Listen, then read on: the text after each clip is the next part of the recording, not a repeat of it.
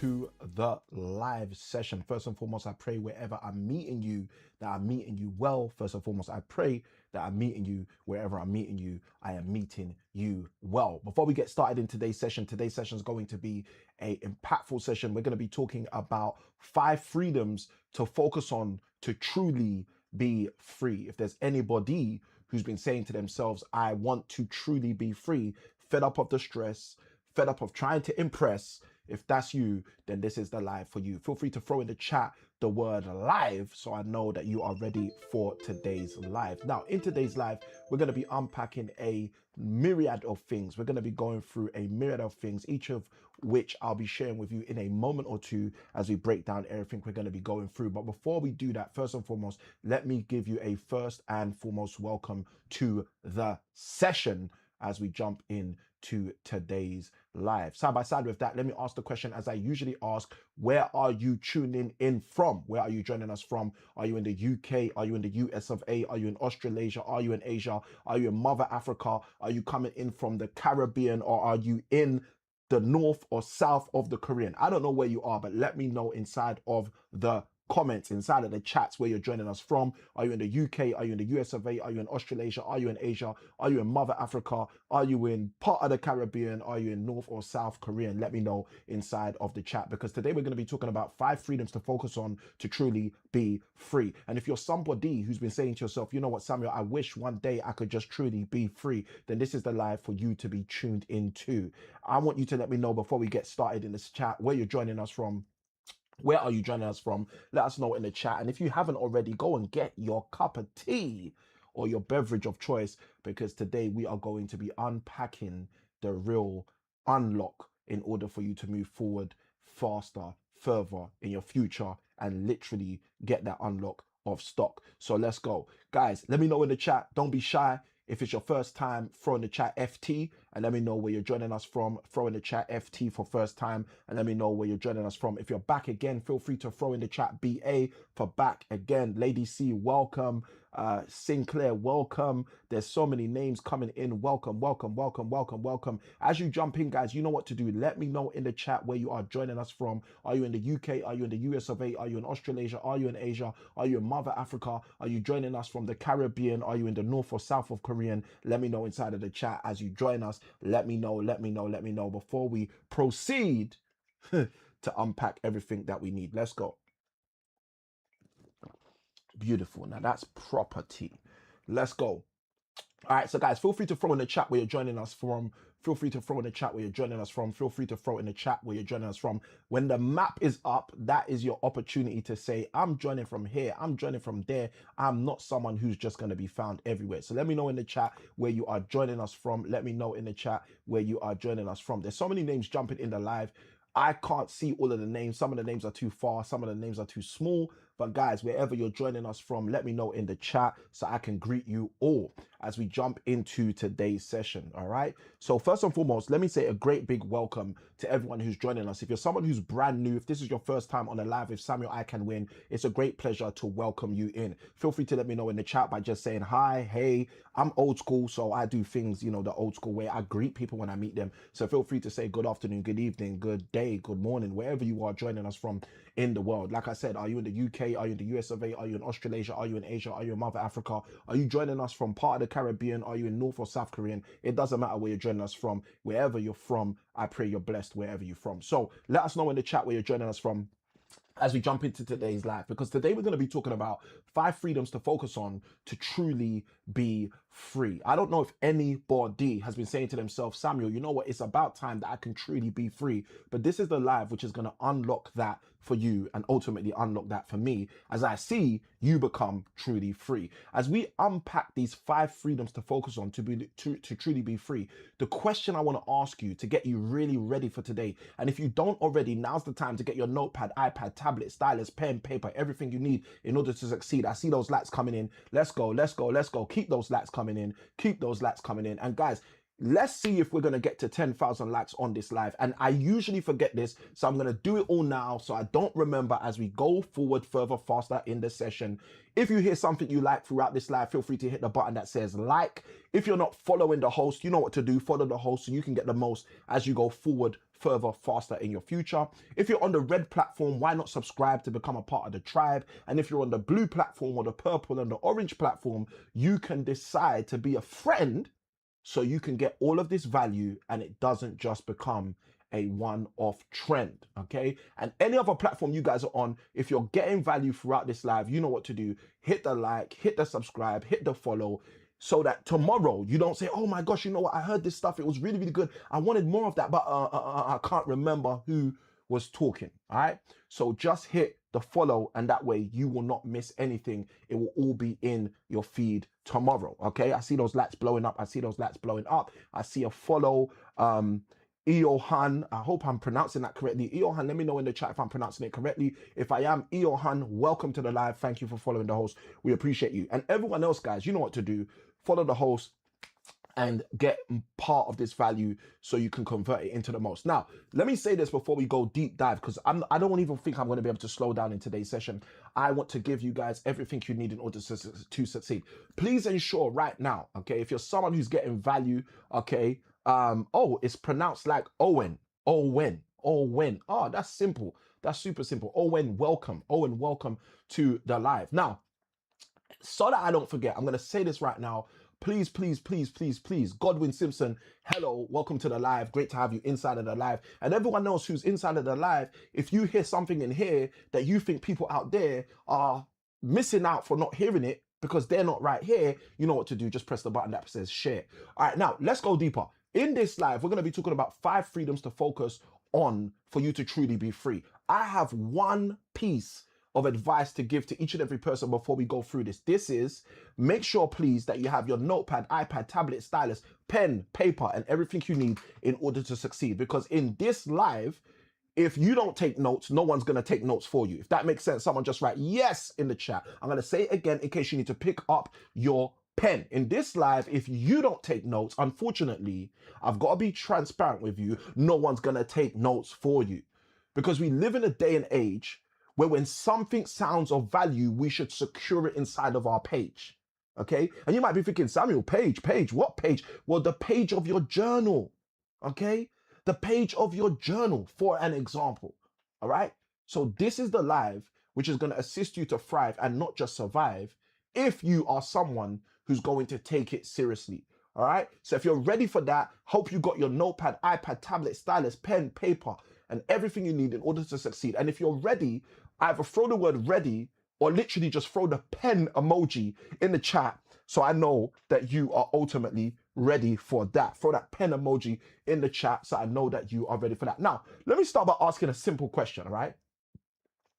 Throw the word yes in the chat if you're someone who said to yourself, I need to be more free. Throw the word no in the chat if you're someone who couldn't care less whether freedom came or whether freedom reigned. Let me know in the chat whether yes. Let's take a quick vote before we go deeper on this note. Throw the word yes in the chat if you're someone who said to yourself before, you know what, Samuel, I want to be more free.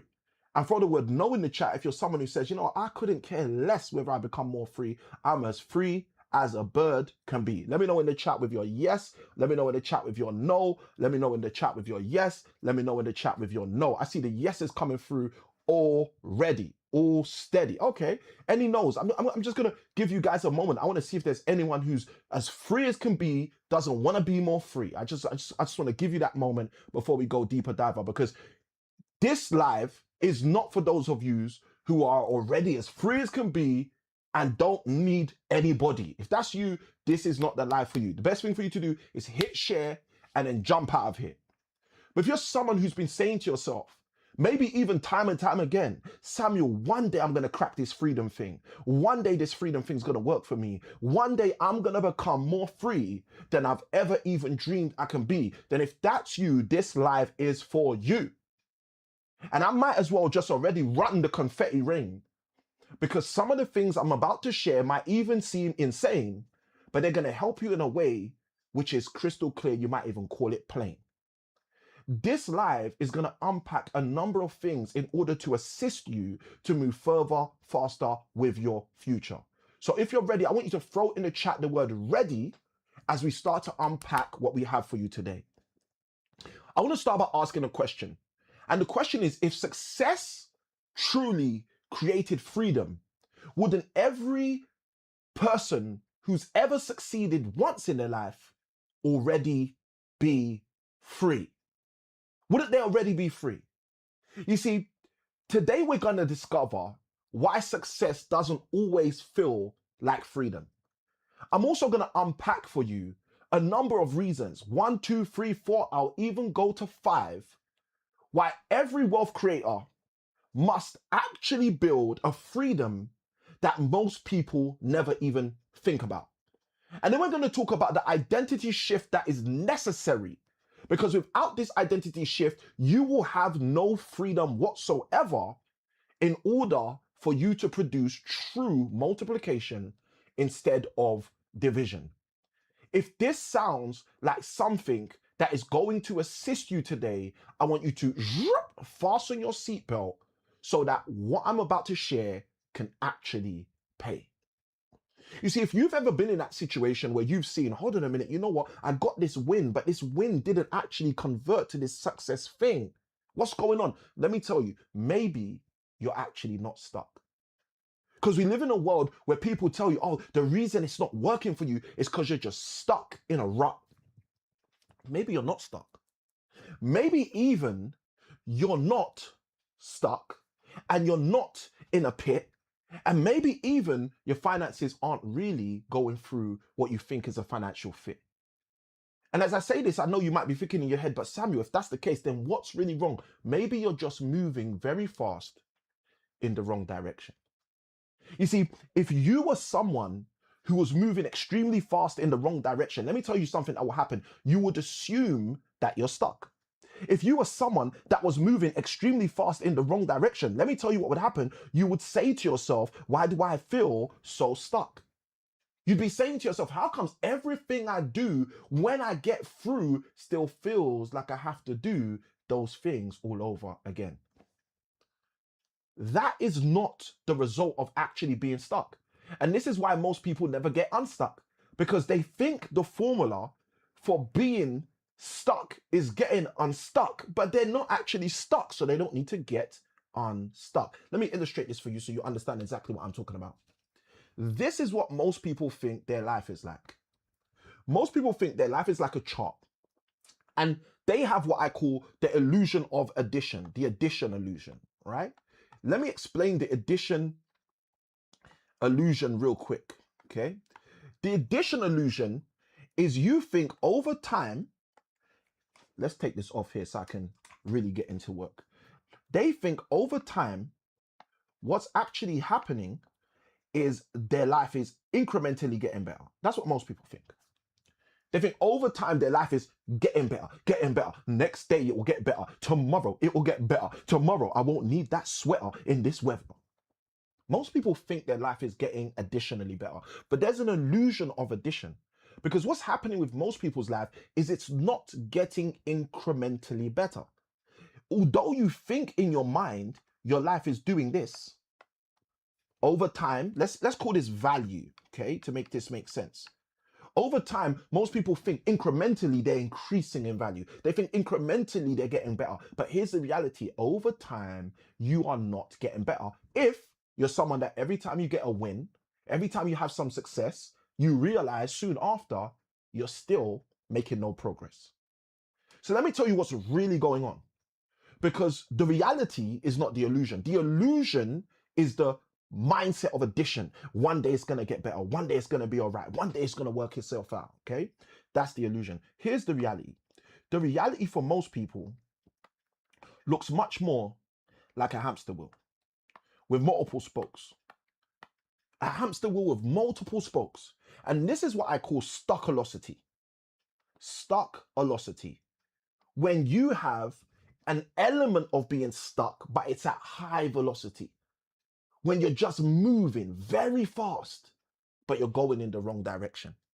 You see, the trap of stuckolocity gets so many people fixed in a mindset where they think, you know what, one day I'm going to get out. One day, without a doubt, this is all going to work out. I'm here to tell you, even whether you kick, scream, or shout, there's no way out if you don't realize what's actually going on around.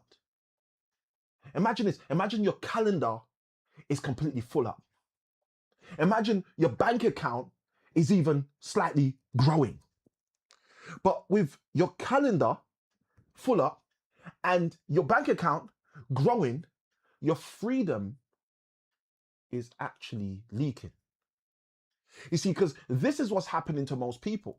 Most people are in this exact same predicament year after year, week after week, month after month. And then they take a look up outside of the parapet and realize decade after decade, they're having the same problem percolate again and again. They're attempting to become free through this illusion of addition, but they're realizing the reality that they're facing stuck velocity. They're going round and round in what feels like a hamster wheel, never making any progress. Maybe even think about the analogy, instead of a horse, of a rocking horse. You see, if you sit on a horse, you can go 10 miles per hour and go so much further than someone going 90 miles per hour on a rocking horse.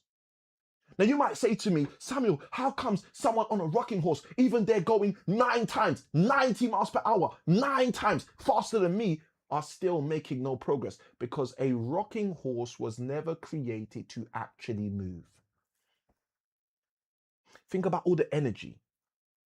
Think about all the effort.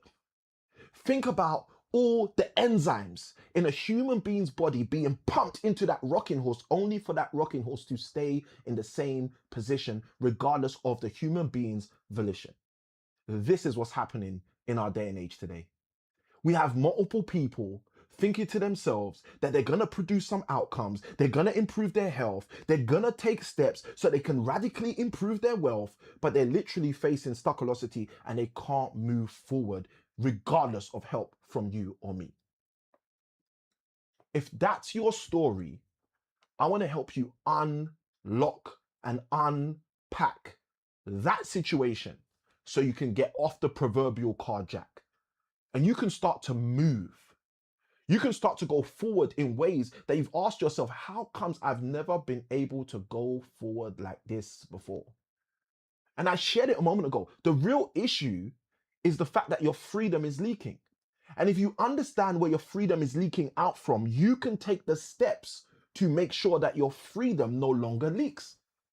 You see, most people are just focused so much on adding incrementally that this is when they start to lose exponentially. You see, when you start to introduce a new way of doing things, everything you were doing before starts to take a new form. Everything you was doing before begins to transform, and everything you've ever wanted starts to become your new norm. A question I would encourage you to ask yourself is, am I actually ready for the future I say I desire? Because again and again, I see people who are friends say to me, Samuel, one day I'm going to get there. And I ask myself, if I look at your daily routine, will it equate to your future desire? And if the answer to that is no, oh, let me say this a bit up close. If the answer to that is no, then what's really about to grow? Because when we start to realize that we're growing trees that have no correlation with the seeds we thought we planted, that's when we start to come to a place of acceptance of the calamity that we've granted. Sometimes we need to take a step back and realize to ourselves, you know what, if I want to produce the biggest and best outcomes, I need to make a change. Because currently, the success I desire is actually estranged. It's separate from how I'm living. It's separate from what I'm giving. It's separate from how I'm thinking. It's separate from my community. It's separate from the you and me. It's separate from everyone around me. What do you expect is going to grow when that is how we can identify your present flow? Let's do a notebook task real quick. I want you to take out your journal and I want you to write this question. And as you write this down, here's what I want you to do. I want you to answer this question as genuinely as you can with every iota of your heart, spirit, and soul. The question is, where is my freedom leaking from? Where is my freedom leaking from? Is it because you've said to yourself, life's about the grind? I'm going to do whatever I can to get all that is mine. And you're going so hard to make money or to make wealth, but you're realizing it's never actually producing the results you desire for yourself. If that's your story, then you know what to write in your journal. Where is my freedom leaking from? And just be super transparent with yourself. Ask yourself, am I finding that I'm not having enough time to spend with my children? Am I finding that, you know what, I'm up late at night because my finances give me a fright? If that's you, then let's take heed to this task. Let's write in our journal that question, where is my freedom leaking from? Because without acknowledgement, there can be no address. Without acknowledgement, how can you address the very singular sole thing that's creating your stress? There are so many people in this world who will never acknowledge the fact that they're dealing with stockolosity, and as a result, their finances are being dwindled with a high level of velocity. But that doesn't have to be you. That doesn't have to be your story. You can make the change. I want you to comment in the chat the word diagnose if you're ready to get to a place where you can unpack what's stealing your freedom. And as you comment that word diagnose in the comment, I want you to know that what you've written in your journal is the beginning, is the foundation, is the entry point for you to start to truly have success. And that's the reason why I always say to people, small keys open big doors. Because I've been watching people for years. From a young man, I've been watching people, primary school, secondary school, college, university, throughout all 4 degrees. I've been watching people perform patterns that are counterproductive to the outputs they say they desire. And I just said to myself at a very young age, that will no longer be my story. If there's anyone else who's saying, you know what, that will no longer be their story, just throw the word me in the chat. Just throw the word me in the chat. If you're someone who said, Samuel, I'm with you, that will no longer be my story, that I will know what to do, but I won't allow my results to come through. If that will no longer be you, throw the word me in the chat. Owen says, diagnose. Let's go. Owen said, I sent 4,000 likes. Let's go. We're winning. Let's go. Let's go. Okay, listen, look at this. TJ Valet said, the more you win, the more confidence you gain. So if you're gaining that confidence, how comes for so many people the lifestyle doesn't unlock? The keys to succeed doesn't unlock. That's what we're going to be uncovering in today's live. We're going to be going through 5 different things to equip you. Okay, I'm going to go through 5 of the freedoms you need to focus on to truly be free in this live. So if you guys are ready, throw the word ready in the chat. Ready, ready, ready, ready, ready. If you're ready, throw the word ready in the chat as we start to unpack what we have for you guys in this live, okay? I want to start by talking to you about freedom number 1, okay? Freedom number 1. Why? Because every financial decision begins as a belief before it becomes a behavior. I'm going to say that again in case you need to pick up a pen. Every financial decision becomes first a belief before it becomes a behavior.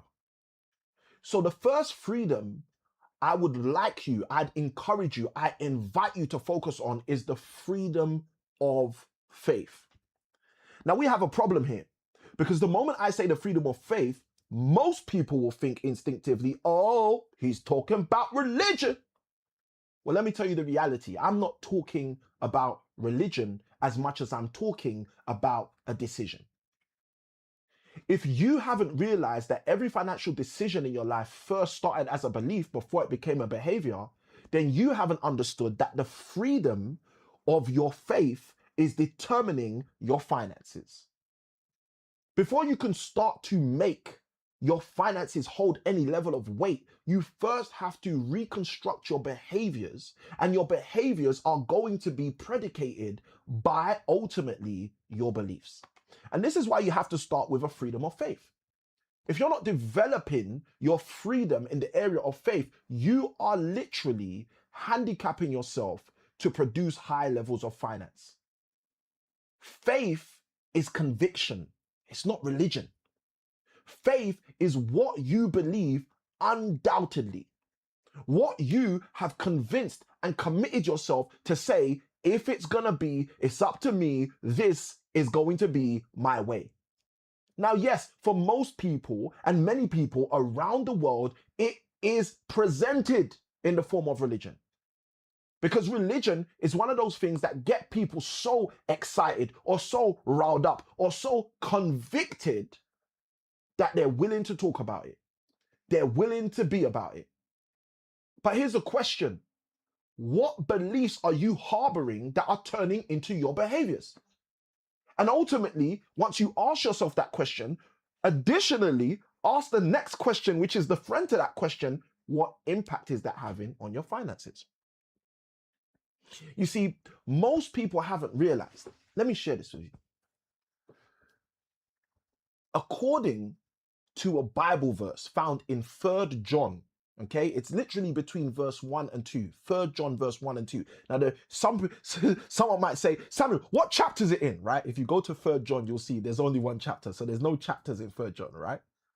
In 3rd John verse 1 and 2, it says something so powerful. It says, to the beloved Gaius, okay?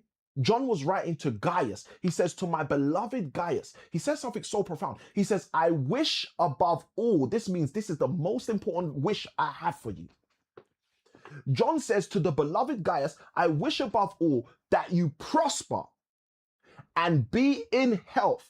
So he's talking about wealth and he's talking about health. But listen to what he says. He says, even as your soul prospers. You see, I define the soul as our thinker, our feeler, and our chooser. Now think about it for a moment.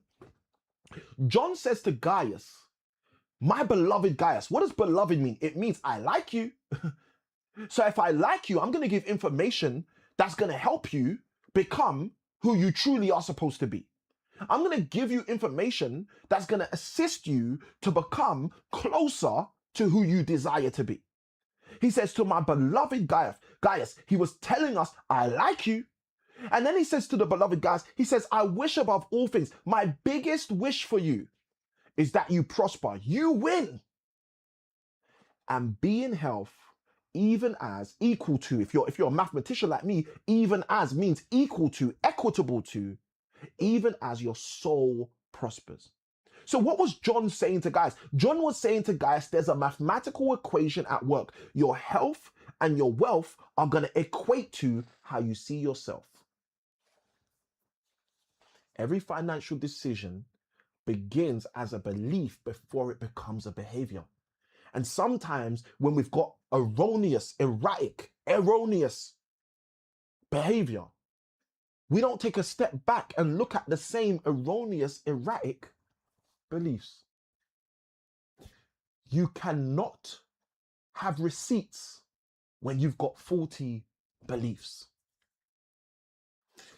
Your wealth is something that is a byproduct of your soul. As you're thinking, as you're feeling, as you're choosing, as your decisions, as your matrix of decisions, as your matrix of beliefs, as your matrix of faith is positioned appropriately, wealth literally will run at you. And this is why John was saying to Gaius, I believe for you that above all, your soul will prosper, because if your soul prospers, I know the rest of your situation is going to prosper. Let me share a quick secret with you. Do you know that broken beliefs always stop multiplication? Now, you might not believe me on this one, so I'm going to give you a little bit of homework. Go and read Matthew chapter 25 and see the story, the parable Jesus told to help you thrive. In Matthew chapter 25, Jesus tells this story about a master who gives 3 of his servants talents. Now I'm going to super paraphrase so I can get through this. But basically, there is one of the servants who takes the talent he received, and because of the thing he believed, he hides it instead of turning it into something more for him to receive. Broken beliefs always stop multiplication. The first servant takes his 5, turns his 5 to another 5. He's got 10. The second servant takes his 2, turns his 2 to another 2. He's got 4. And the third servant takes his 1, hides it, and ends up without even that 1. Because when the master comes back, he says, take the 1 from that evil 1 and give it to the 1 who has 10. And we say today the rich get richer and the poor get poorer, but we don't know where that comes from. That comes from Matthew 25, when Jesus said in this parable, to he who has, much more shall be given, but to he who does not have, even the little he has shall be taken away from him. I want to tell you a quick story so you understand what I'm talking about today. At the age of 18, I celebrated my 18th birthday in a prison cell. The reason I celebrated my 18th birthday in a prison cell is because from the age of 13, I was doing the wrong thing. And the authorities did not like me doing the wrong thing, and neither should they have. So you know what they did? They sent me to prison at the age of 17. And guess what? After a few months, I was released for good behavior. But guess what I did? After being released, I went back to doing more of the wrong thing. So you know what they did? Still whilst I was 17, they caught me, apprehended me, and put me back into prison again. Even to the degree that I celebrated my 18th birthday in prison that second time. Now, when I was released the second time, I had the intention, I had the beliefs, the same beliefs, to go back and do the same thing. And a member of my family, a friend to this day, said to me, Samuel, go back to college. And I was like, college? Why am I going to college? I don't need to go to college. They said, Samuel, go back to college. They said, you're intelligent, man. Go to college. Let me tell you what happened. In 2004, I decided to go back to college and my life changed forevermore. I tell people my personal testimony, that year God kidnapped me. Everything changed. I stopped committing crime. I stopped living for my own time. I started focusing on other people. You see, the reason my whole life changed that year, I know at the core of it, is because God kidnapped me. It's because God decided to take me that year and say, listen, let's go into business together. But let me tell you what happened on the psychological level. I changed my belief. I changed my belief about value. I changed my belief about people. I changed my belief about what I wanted to do and how I thought I could get through. I changed my belief, and as a result of changing my belief, I changed my behaviors. Now, the reason this is empowering for you, because you might not have celebrated your 18th birthday in prison, but you need to understand that real freedom begins in your mind. I was the same person in my mind both of those times that the police were able to find. Now, I'm not saying if I changed my mind, I would have been more evasive and elusive. No, that's not the point. The point I'm making, which hopefully is getting through to you, is that when I changed my mind and I realized crime doesn't pay, this was something the elders used to say. But today, let's just leave the ... the ellipsis there. I grew up in a time where the elders would say crime doesn't pay. And I didn't realize for myself until I received real freedom. And where did it begin? It began in my mind. In me realizing I needed to shift, I needed to change. So let me show you how this works, because this can work for you if you allow this also to come through. Let me show you how it works. It starts with belief. And this is why your freedom of faith is so important. If you are someone who just believes what you believe because someone else forced it down your throat, reassess your beliefs. If you're someone who just does what everyone does because you believe they said their name is cuz, reassess your beliefs. Because it all begins with belief. But here's what happens. Belief actually becomes something else. Belief has a weird way of becoming your thoughts. You see, people start to have cantankerous consciousness based on their beliefs. And people also have prosperous consciousness based on their beliefs. If you're finding that you have a toxic mindset, and I know some people won't come that direct and live and just say a statement like that, but if it's okay, I'm going to help you anyway. Because there's times I've seen in the past, I've got in my own way. I've seen when I've self-sabotaged because I had toxic beliefs. So if we can be transparent with one another, I'm going to speak to you like my sister or like my brother. So if you have a belief that you realize is toxic, guess what? It's going to produce toxic thoughts. And those toxic thoughts end up showing up in another way. They show up in the form of toxic choices. Now, it's not when they're thoughts that most people catch them. It's not when they're beliefs that most people catch them. For most people, they don't catch the toxicity until the toxicity shows up for you and me. It's when the toxicity becomes so obvious that we start saying, hold on a minute, this guy's toxic. Hold on a minute, this girl's toxic. Hold on a minute, they're toxic. Sometimes we recognize about the people closest to us that they're toxic. Why? Because we didn't recognize the belief. We didn't recognize their thought, but we saw the choice.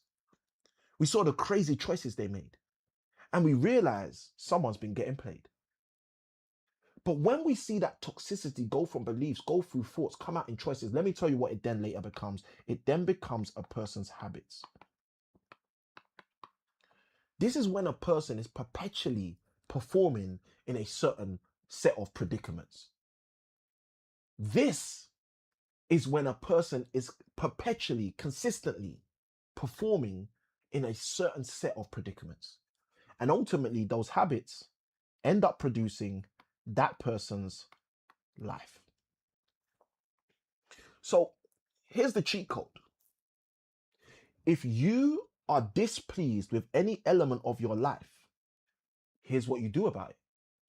You don't attempt to directly change the life. You can just start by changing the beliefs. And the beliefs will filter through to the thoughts, and the thoughts will filter through to the choices, and the choices will filter through to the habits, and the habits will ultimately impact and affect your life. I want you to do a journal task with me right now. Take out your journal and write in your journal this simple statement.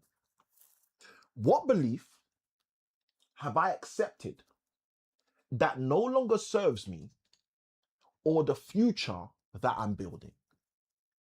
What belief that I have accepted no longer serves me nor the future that I'm building?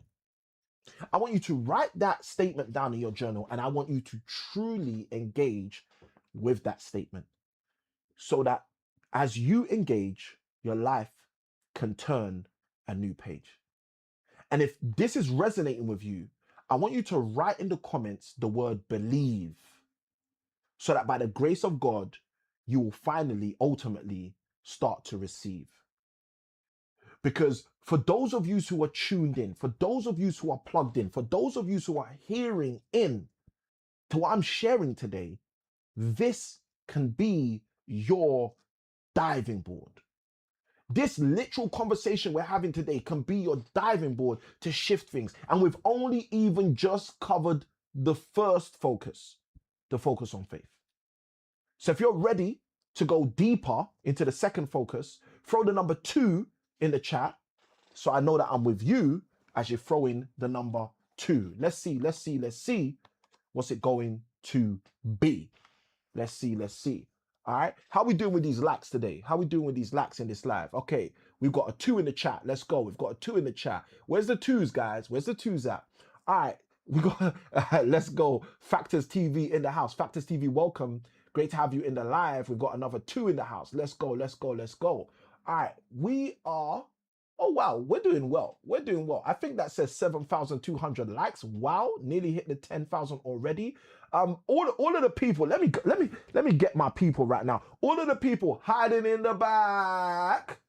All of the people hiding in the back. You know what to do, guys. Hit that like button, press subscribe, and become a part of the tribe. If you're not following, you know what to do. Now's the time. Hit the follow button if you're not following. If you're not a friend, you know what to do. Press friend. Okay, engage right now. Now's the time. If you hear anything you like, you know what to do. Press like.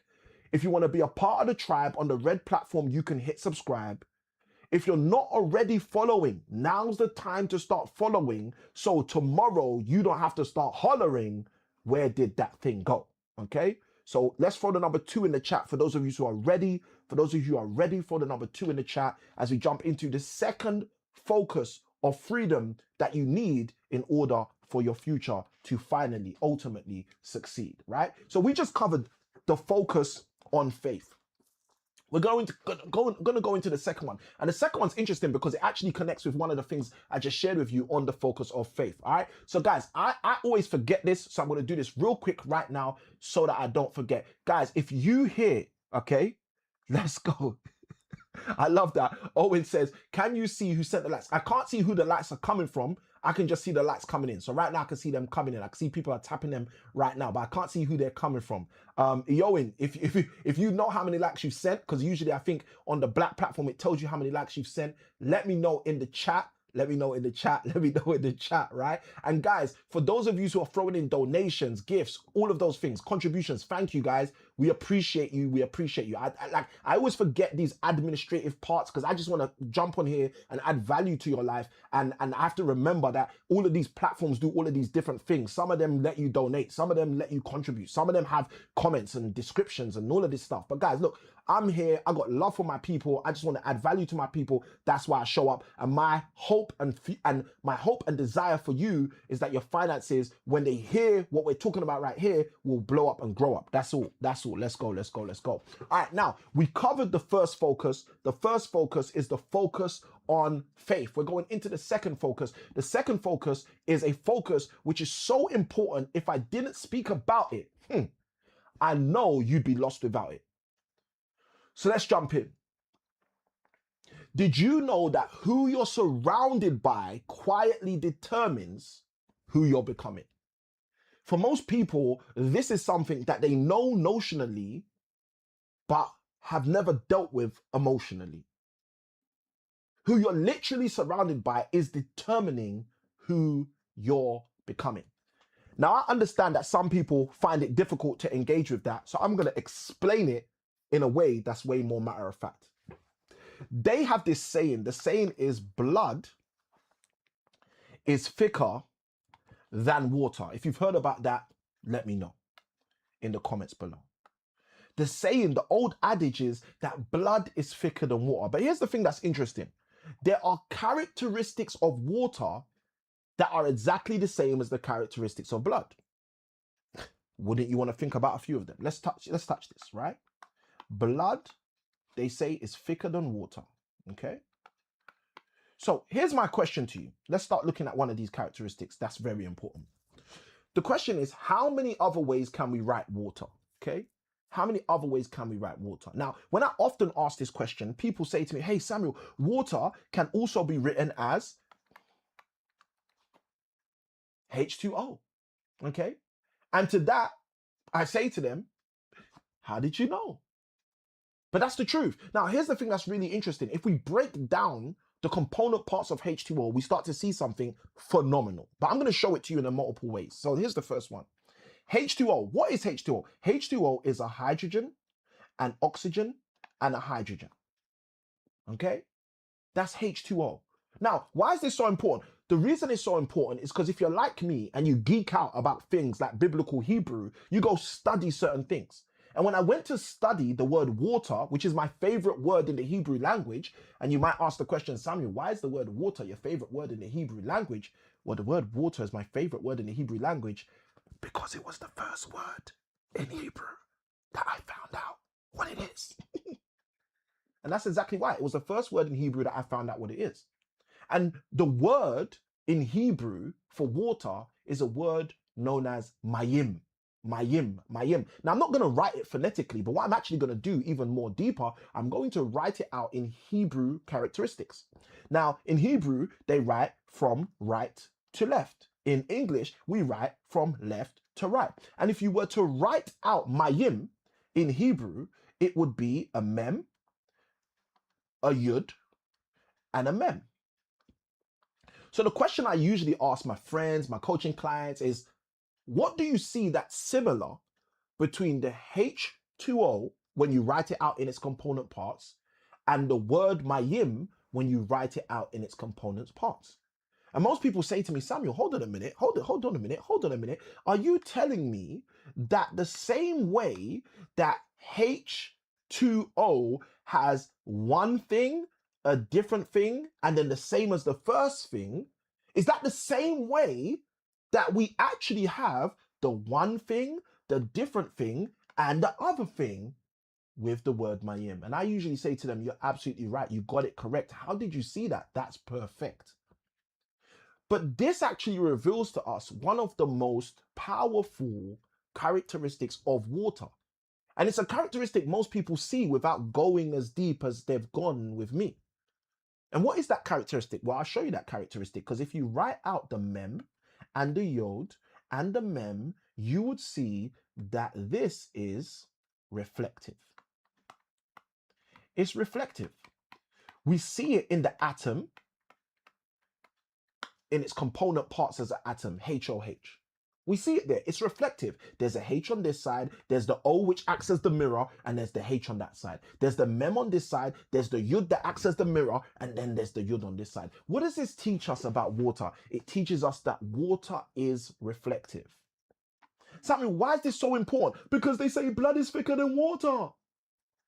But what do we learn from water, which is exactly the same as what you should learn from blood? You should learn, when you look at mayim, when you look at water, that water exactly reflects its environment. And I heard by a little bird that you and I are apparently over 70% water in our makeup. I want you to think about that for a moment. So I'm made of mostly water. But water has a specific property, and that property is that water is reflective. And when I have water in a glass, as translucent as it is, if I walk up to a lake, as long as that lake is not fake, I'm going to look in the lake and I will see my own face, because water reflects its environment exactly. Now, the reason this is so important is because this reveals that who you surround yourself by is quietly determining who you're becoming. So you have to start asking yourself, are you cultivating environments of resistance, or have you begun and have been focused on cultivating environments of growth? Because the focus that I think you need to get focused on is the freedom of family. It's one thing to have a freedom of faith. It's another thing to take your life to another level and start developing a freedom of family. And start realizing that yes, 400, 500, 600 years ago, if your dad was a carpenter, you'll be guaranteed to be a carpenter. But we don't live in the 300, 400, 500, 600 years ago anymore. And today, your dad can be a carpenter and you can become a banker. Your dad can be a nurse and you can become worse.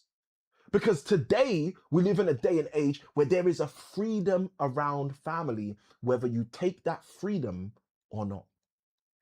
You see, in the book of Proverbs, there's a powerful word. It says in this verse, it says, give instruction unto a wise man and he will become yet wiser. This is telling us something. It's telling us that family isn't what we think it is. Family is proximity. Family is opportunity. But so many people lose sight of what family really is, and then later on, they can't understand why they're producing financially poor kids. And when I say that, I'm not talking about children, I'm just talking about offspring, investments that aren't working. opportunities that are broken, and people that are hurting. Why? Because you've never taken a step back and said, who's the family that I've cultivated around me? What's the environment that I've allowed to surround me so that I can reflect something that I believe is perfect? What would happen if you made a simple, single change? What would happen if you started to realize that you are reflecting the people around you? In the words of the late great Jim Rohn, he would say that you are the average of the 5 people you hang around the most. But here's the reality. Why don't you select those people purposefully so you can improve your average? Why have you never taken a step in your life to say, look, I'm going to be the architect behind the environment I find so I don't mind when I reflect it?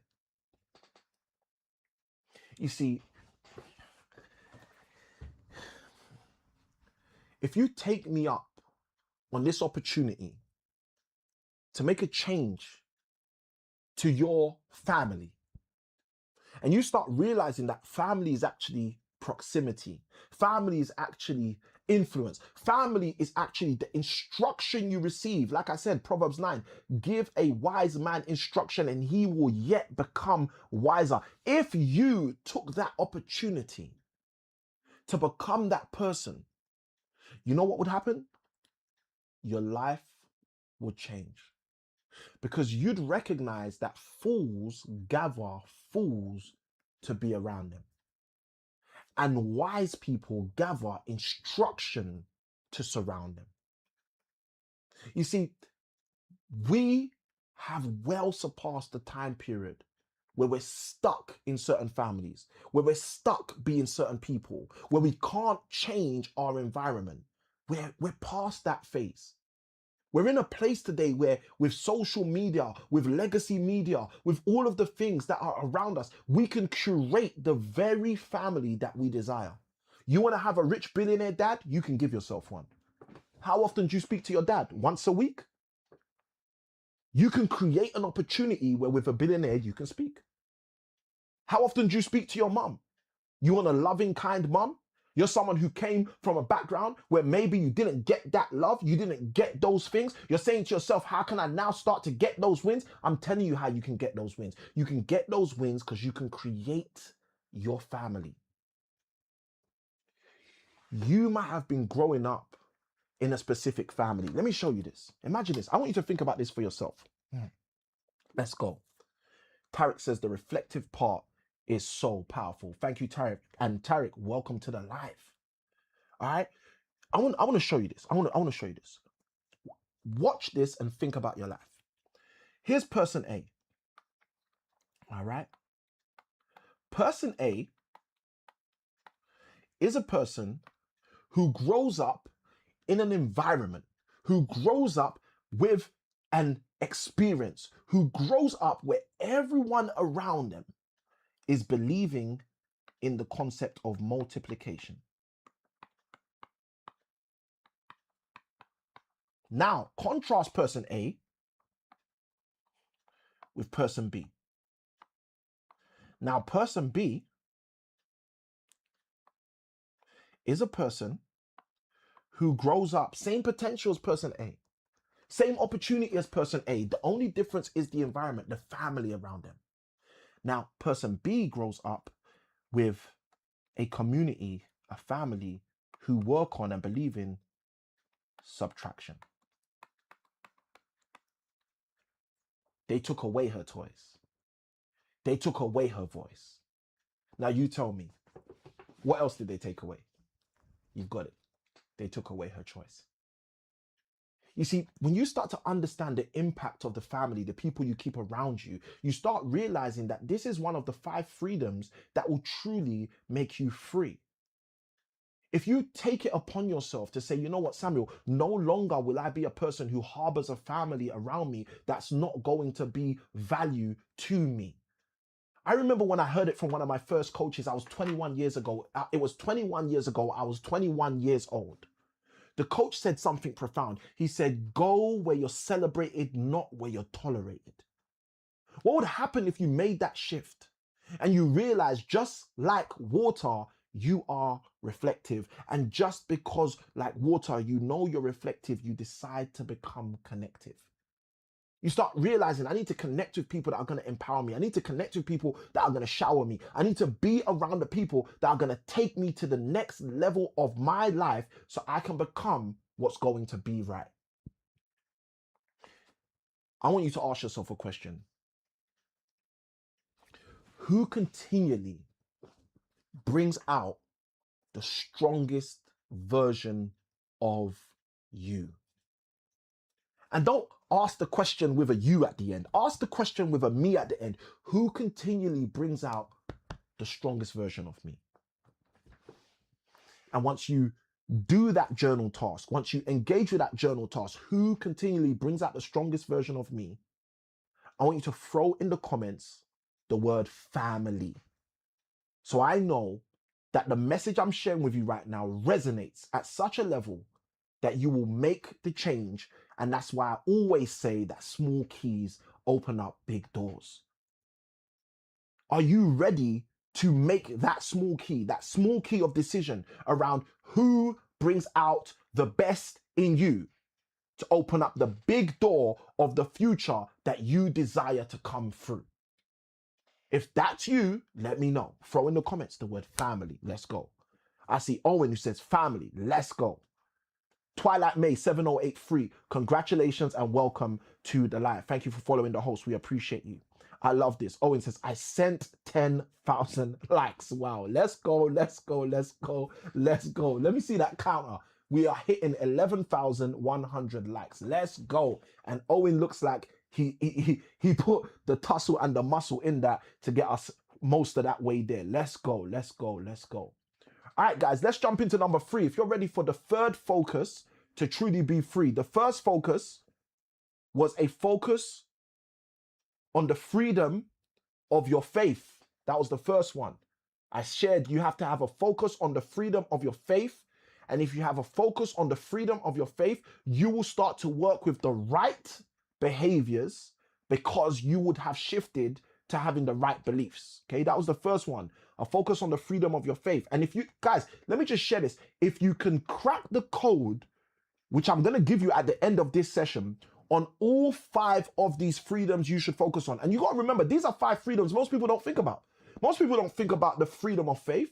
They don't think about having the right beliefs so that they can change their behaviors. Most people don't think about having the freedom of family.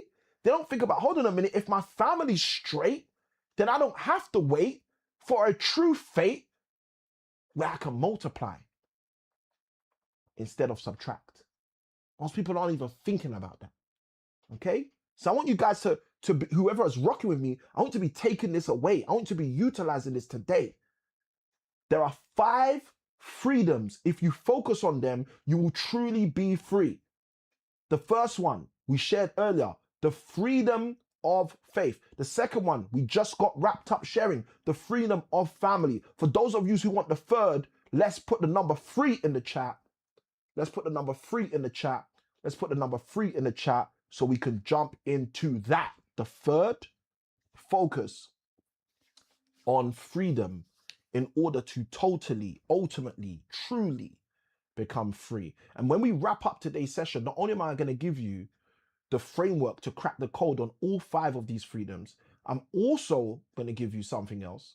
I'm going to give you the true acronym on freedom so you understand what freedom truly is. Tarek, let's go. Tarek said family. Let's go. Owen said family. Let's go. Okay, we got family in the house. Let's go. So you guys know what we need to do, right? We need to get focused on constructing the family.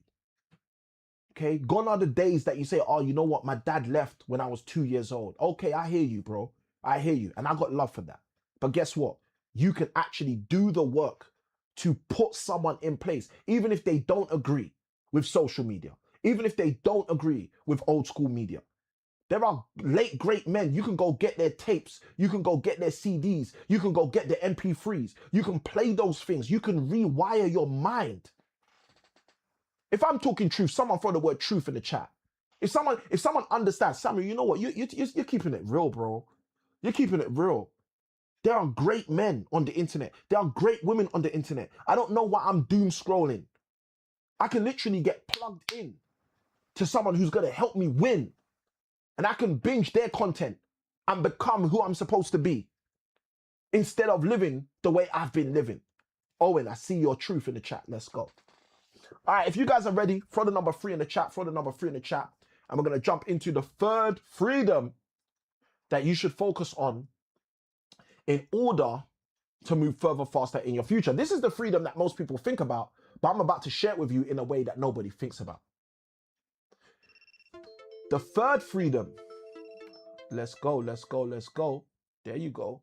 When the platform says, hold on a minute, are you still, you've been going over an hour. You still really here? We still really here. This is not AI. This is a real human guy. Let's go, let's go, let's go. I want to ask you about this specific question because I want you to think about it with real intention. And that question is, have you realized that money isn't even the goal? Freedom is. Because what most people don't realize is they can't spend things like equity. And if you realize you can't spend things like equity, if you realize that the reason you desire the money is to use the money, you'd understand the power of the freedom I'm about to share with you right now.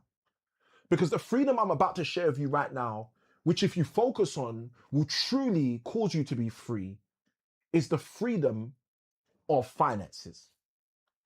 You see, there are people who are earning £10,000 incrementally. But that £10,000 earned incrementally is just addition. Now, here's the thing that's interesting.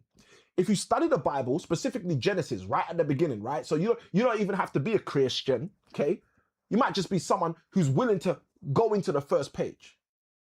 If you study the Bible in the book of Genesis, first book, first chapter, you're going to see words, terms like be fruitful and multiply. Now you might be saying, Samuel, why is that so important that it says be fruitful and multiply? I'll tell you why. I studied mathematics. My first undergraduate degree was a degree in computing and statistics. The first master's degree I studied was a master's in statistics. I then went on to study to be a teacher trainer, specifically in secondary and A-level maths. And then last but not least, I did my master's in teaching. And then I went into schools and I started teaching mathematics. And let me tell you something about mathematics. There's 4 core things that you should think about in mathematics, at least at the base level. One is subtraction. Another is addition, one is division, and the last is multiplication. Now, the reason this is so powerful is when you read Genesis chapter 1, you see these words inscribed, not for fun. It says, be fruitful and multiply. Be fruitful and multiply. What does that mean? It means when you realize that money is not the real goal, you stop focusing on money as the soul. You start realizing that in order to have freedom of finances, you need to start to trigger multiplication more than you trigger addition. You see, most people haven't realized why they struggle so much financially. I'll break this down in a simple sense for you to see this. Most people don't realize what income is, okay? Income is exactly what it says on the tin. It's money that is coming in as it comes. Here's the thing that's interesting about income. For most people, their income is coming from one source, one place, one person gives you grace. Most people. Why? Because most people have built an additive relationship with money. Now, the thing that's interesting is why would you have an additive relationship with money when the Bible in Genesis chapter 1 says be fruitful and multiply? I'll tell you why. Because most people have never realized that the word said multiply. I want you to think about a seed right now, okay? That's a simple way to think about it. What does a seed do? A seed goes in the ground where it's dark. A seed goes in the ground where there's dirt. A seed goes in the ground where it's damp. But what does a seed do? A seed doesn't stay there and just add to itself another little bitty seed. Instead, the seed doesn't get self-consumed by greed. The seed grows a tree and produces everything we need. A seed multiplies. It multiplies. It multiplies. Even though it is in the dark, even though it is in the damp, even though it's dealing with dirt, a seed multiplies. Now, most people don't realize that before you go up as a tree, you first have to go down as a seed. Before you go up and produce fruit, most people miss that you must first go down and create roots.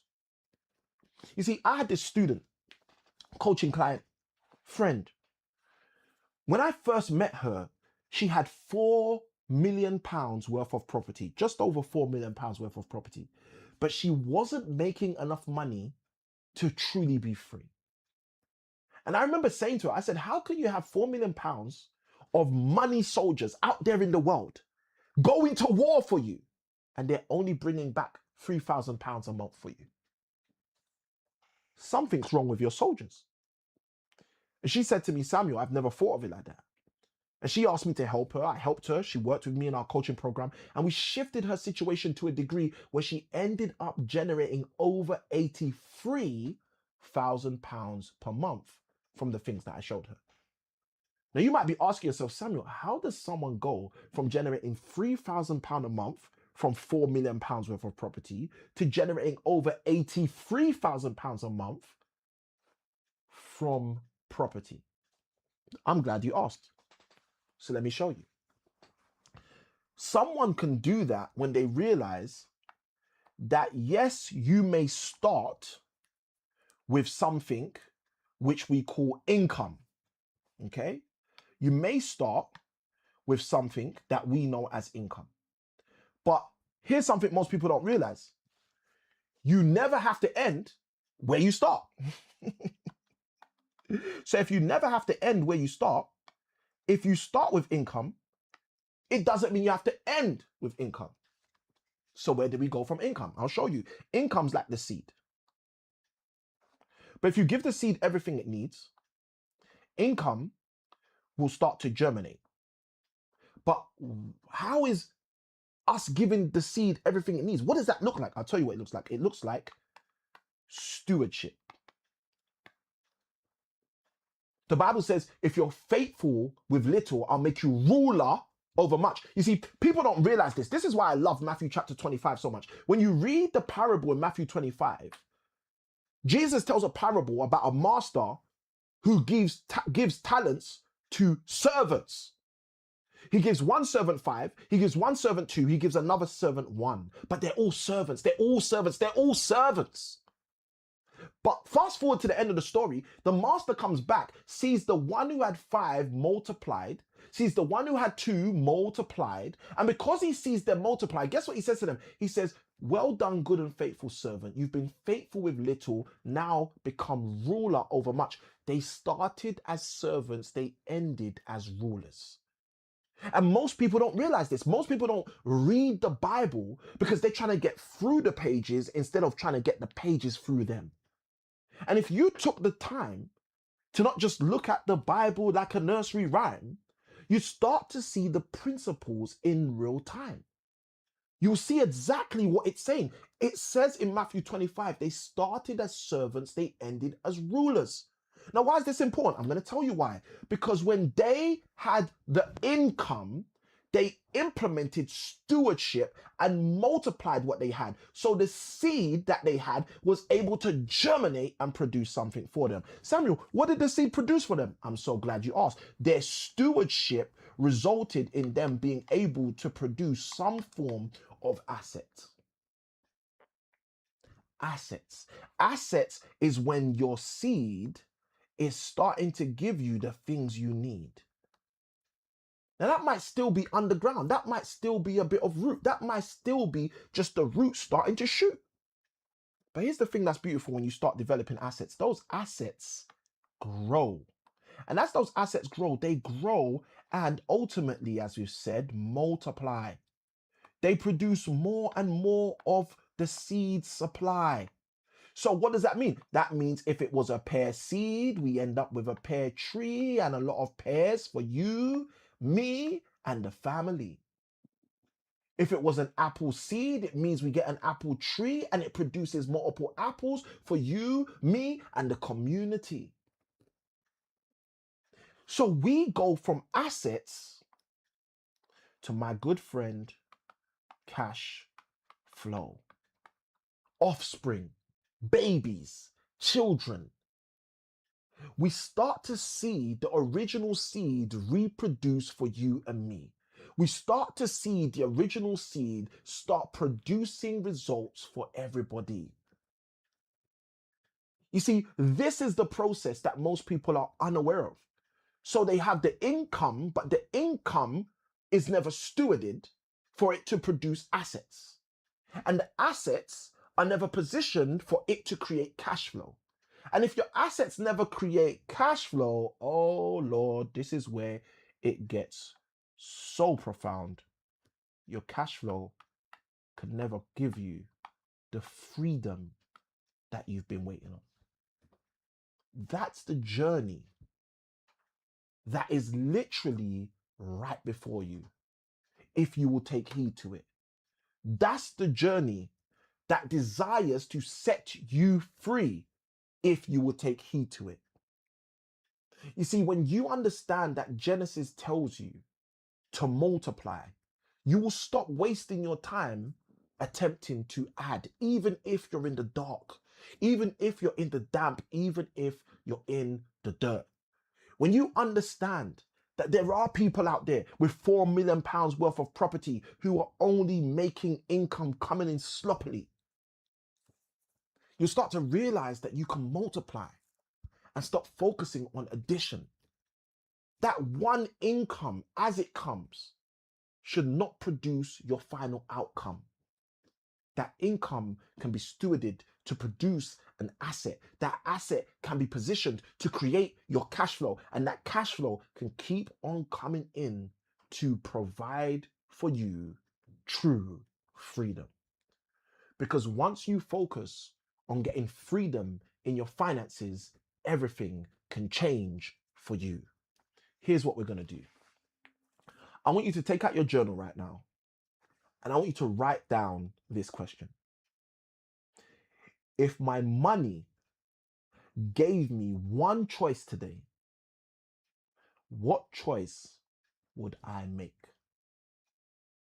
If my money afforded me to make one choice today, what would be the choice that I make? And after you take this opportunity to engage with that in your journal, I want you to throw in the comments the word choice, because that's what true financial freedom is supposed to build for you and for me. It's about choices. It's about options. It's about opportunities. It's not about chains. It's not about bondage. It's not about slavery. In John chapter 10, verse 10, the Bible has one of my favorite, most profound verses. Jesus says, the thief comes to steal from you. The thief comes to ultimately kill you. The thief comes to destroy you. But he didn't leave the verse to end there. He gave us a little more piece of the sentence for our eyes to start to stare. He says, but I have come that you will have life, and you will have life more abundantly. You see, there is a promise for you to not just get results, but you to get results with multiplication. Do you know life and life abundantly is life and life multiplied? Don't be someone living in division when God desires to provide you with precision. He wants to give you so much value. Why would we be the people to say, I don't want it? Why would we be the people to say, I'm not on it? When he has created results for us to change every toxic situation that feels chronic. It's up to us. It's up to us. I'm seeing you guys blowing up the chat. Owen says 13,000 likes. Let's go. I see the chat says truth. Let's go.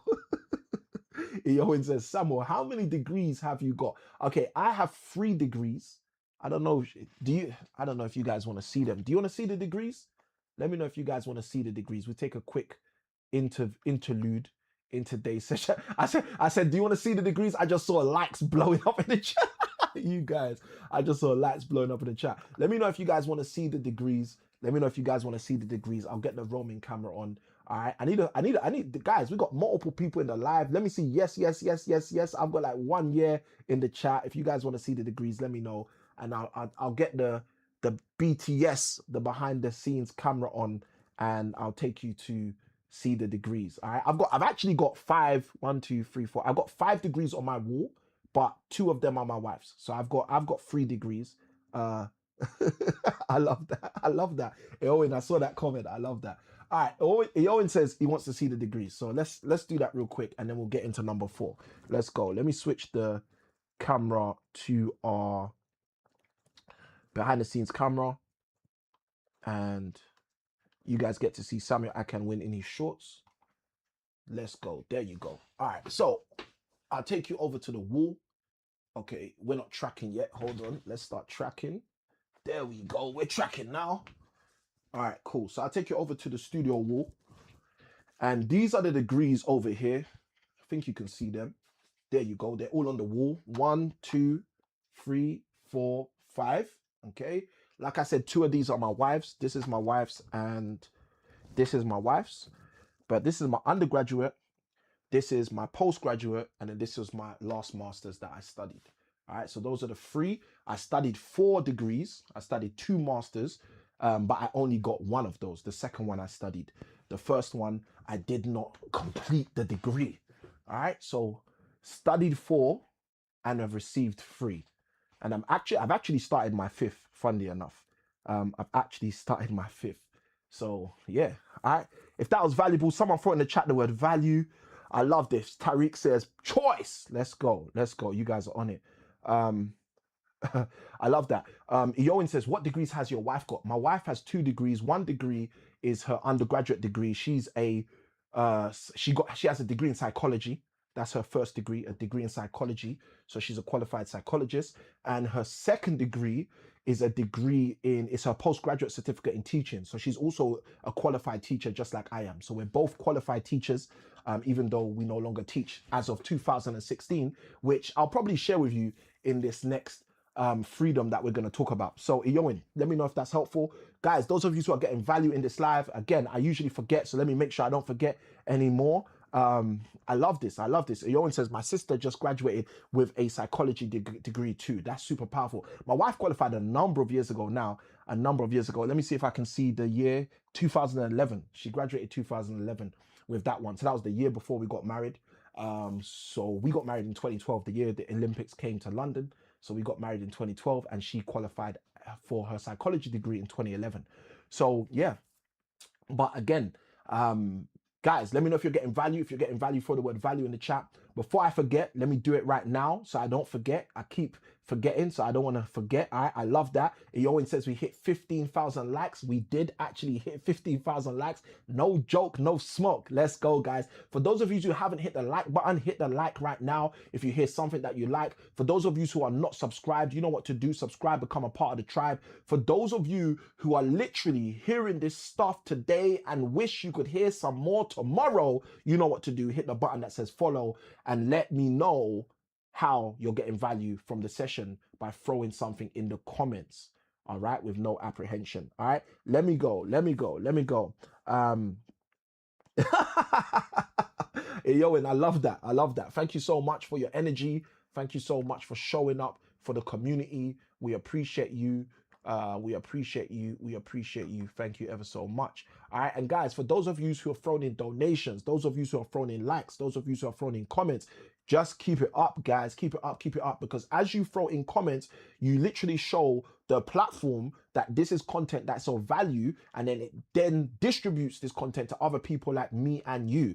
And obviously, if more people like me and you come inside of the community, we then have a community, a tribe of people who are subscribed. And that's what we want. We want a tribe of people who understand what we're talking about so we can add value to each other at the same time. All right. Yowen asked a very powerful question. How many platforms are you live on? All right. And he wrote 2 names. Now, my team have told me I'm not allowed to say the names of the platforms, but right. And that's why those of you who've been rocking with me for some time, if you've been on my lives again and again, you know, we call them all colors, right? So we are on the black platform. Okay. We are on the black platform. Let's go. Tariq says, Samuel, that BTS cam is super epic. You know what? I do a lot of high level coaching. I've got a lot of high level clients. So we do a lot in the studio. This is not the only stuff we do. Going live is not the only stuff we do. We go live, we create content, I coach, I teach. Obviously, I homeschool my children. I don't homeschool them in the studio, but I homeschool my children because I work from home. And yeah, living the dream, being free. So we have the vibe board. I'll show you the other cam right now so you guys can see that. We have the vibe board. When I'm coaching my students, I usually coach them over there with the vibe board, the interactive whiteboard. We've got the conspiracy board. You guys can't see that properly, but that's something that I'm going to be doing with my Patreons soon going into the future. I'm going to start teaching my Patreons how I create conspiracy boards. The conspiracy board is the green board. You guys should be able to see it. If you can see it, just write in the chat the word green. If you can see it, just write in the chat the word green. Okay, so the conspiracy board is the green board. You can see a part of it on that camera right there. I should put my headlamp on. But yeah, the conspiracy board is a board where I create breakdowns of concepts around wealth. So that's how, when you guys are thinking, Samuel, how come you can go so deep on topics about wealth? How come you know so much about this stuff? Well, obviously the Bible says study to show yourself approved. So the first thing is I actually study this stuff in depth, and then I go out and do this stuff, right? So I study, I practice, I make sure I know what I'm talking about. There we go. Headlamp is on now. I study, I practice, I make sure I know what I'm doing, right?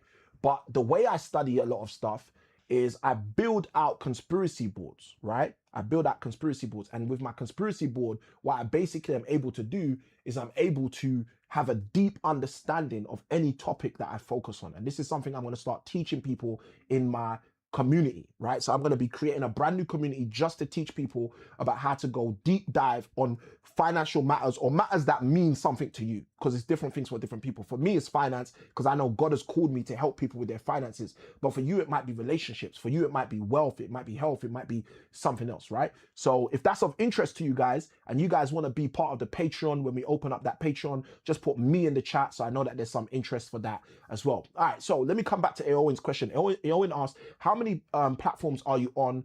Are you live on? And he mentioned the black one. So we're on the black platform. Okay, we're on the black platform. We call them all by colors. We're on the red platform. Okay, that's why I say if you're on the red platform, hit subscribe so you can become a part of the tribe. Okay, and then we're on the blue platform. Okay, that's because that's the oldest platform which I chose to be on in social media. In 2016, when I decided I was gonna come onto social media, I started on the blue platform. So I'm a faithful man. All right, my wife can tell you that. So I stay faithful. So that's why I'm still on the blue platform, even though lots of people have run away from the blue platform. And I'm also live. Okay. Yes. At Samuel I Can Win. Great question. Yeah. Every platform at Samuel I Can Win. All right. So we're on the black platform. We're on the red platform, we're on the blue platform, and we're also on the purple and orange platform, okay? And some people, when I say the purple and orange platform, they're like, the purple and orange? What's the purple and orange platform? The purple and orange platform is the one platform I've never figured out how to use properly, all right? So if you direct message me on the purple and orange platform, please forgive me if I take 3 weeks to get back to you. I'm just still learning that platform. I don't know why, I just can't get my head around that platform. The black platform, I kind of get it, right? The blue platform, I definitely get it. I've been on there for like 10 years now, right? And the red platform, I definitely get it. I'm learning the red platform. I've invested a lot to learn the red platform. The red platform is a powerful platform, all right? So hopefully that's of value. If that's valuable, guys, for you, just throw the word value in the chat. We are on freedom number 4. I believe we're on freedom number 4. And if you guys are ready for more, throw the number 4 in the chat. Throw the number 4 in the chat. Throw the number 4 in the chat. Now, before I forget, let me say it all now. If you hear something you like, hit the button that says like. so the algorithm can give this content a spike, right? If you are on the red platform and you want to be a part of the tribe, okay, you know what to do. Just like Eowyn, go hit subscribe, okay? Love that, right? Side by side with that, if you are on the platform that's black, if you are on the platform that's purple and orange, and you want to hear some of this stuff more tomorrow, then hit the button that says follow. Now, last but not least, if you hear something in here that makes you feel like you care, then hit that button that says share so people out there can get some of the value that we are sharing in here, okay? Now, I don't usually do this on the live, but I'm going to do this because I just think this will be nice, okay? I'm going to do this because I thought this will be nice, all right? If at any point throughout this live, you get emotional, all right? Because I don't usually talk about this, but if you get emotional in this live and you're feeling like, wow, Sammy, you know what? You're changing my life. I want you to hit that button that gives you reactions and just throw your favorite emojis in the chat. All right. So I don't usually put that on there, but throw your emojis in the chat. If you hear something intercession and you're like, you know what, Samuel, I needed that. Samuel, that helped me. Samuel, like I wasn't ready for that, but that's what I need. Throw it inside of the chat. Now, if you can see, Eowyn just literally threw an emoji in the chat and it comes on screen. All emojis that go through the chat come on screen. All right, we got a setting set up for you guys, so they literally come on screen without anyone in my team bringing them up on the comments. So like I said, my team said I'm not supposed to name any of these platforms. I can just call them colors. So we call them colors. We're on the black platform, the blue platform, the red platform, and the purple and orange platform. Now, let's jump back in. Number 4, someone throw in the chat 4, 4, 4, 4, 4, if you guys are ready for some more. And let's jump into number 4. Let's jump into number 4, because number 4 is the 4th freedom that if you desire to focus on, it will enhance your future. Number 4 is the 4th freedom that if you decide to focus on, it will enhance your future. Okay? It will enhance your future. Okay? And most people don't think about this specific freedom, and that's okay, because most people aren't gonna get any freedom in their life anyway. Now you might be saying, Samuel, that's bad. How can you say that? How can you say that? Samuel, how can you say most people are not gonna get the freedom that they desire in their life? I'm gonna tell you why. In the Bible, there's an interesting verse.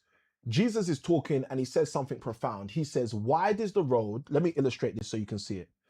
He says, wide is the road that leads to destruction. And then he says something even more powerful. He says, and many there be that are upon that road.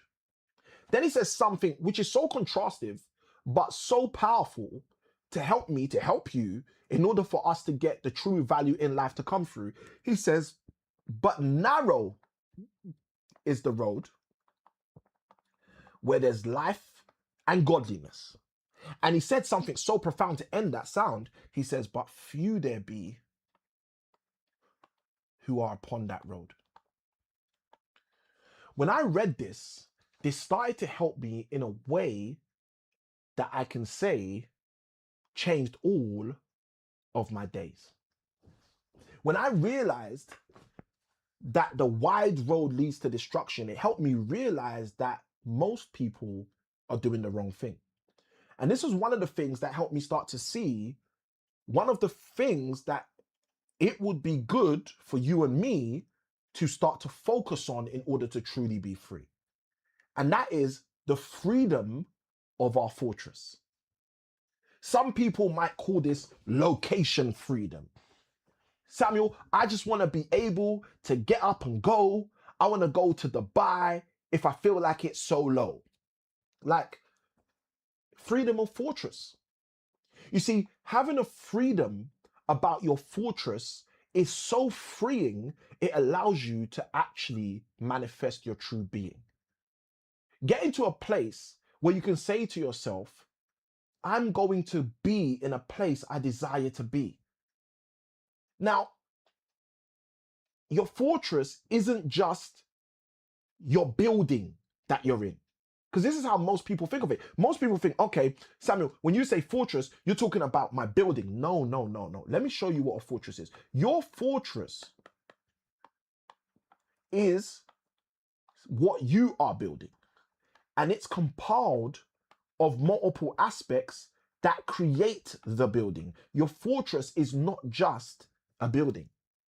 So when I say you need to focus on having a freedom of fortress, I'm not saying, okay, you need to have some big building in order to become free. No, I'm talking about just like how a seed requires water and how a seed requires the damp and the dark and the dirt in order for it to uncover itself, in order for it start to die, as Jesus said, and create roots that then shoot and create trees that create fruit. And just as a seed needs all of those things are the fortress for the seed.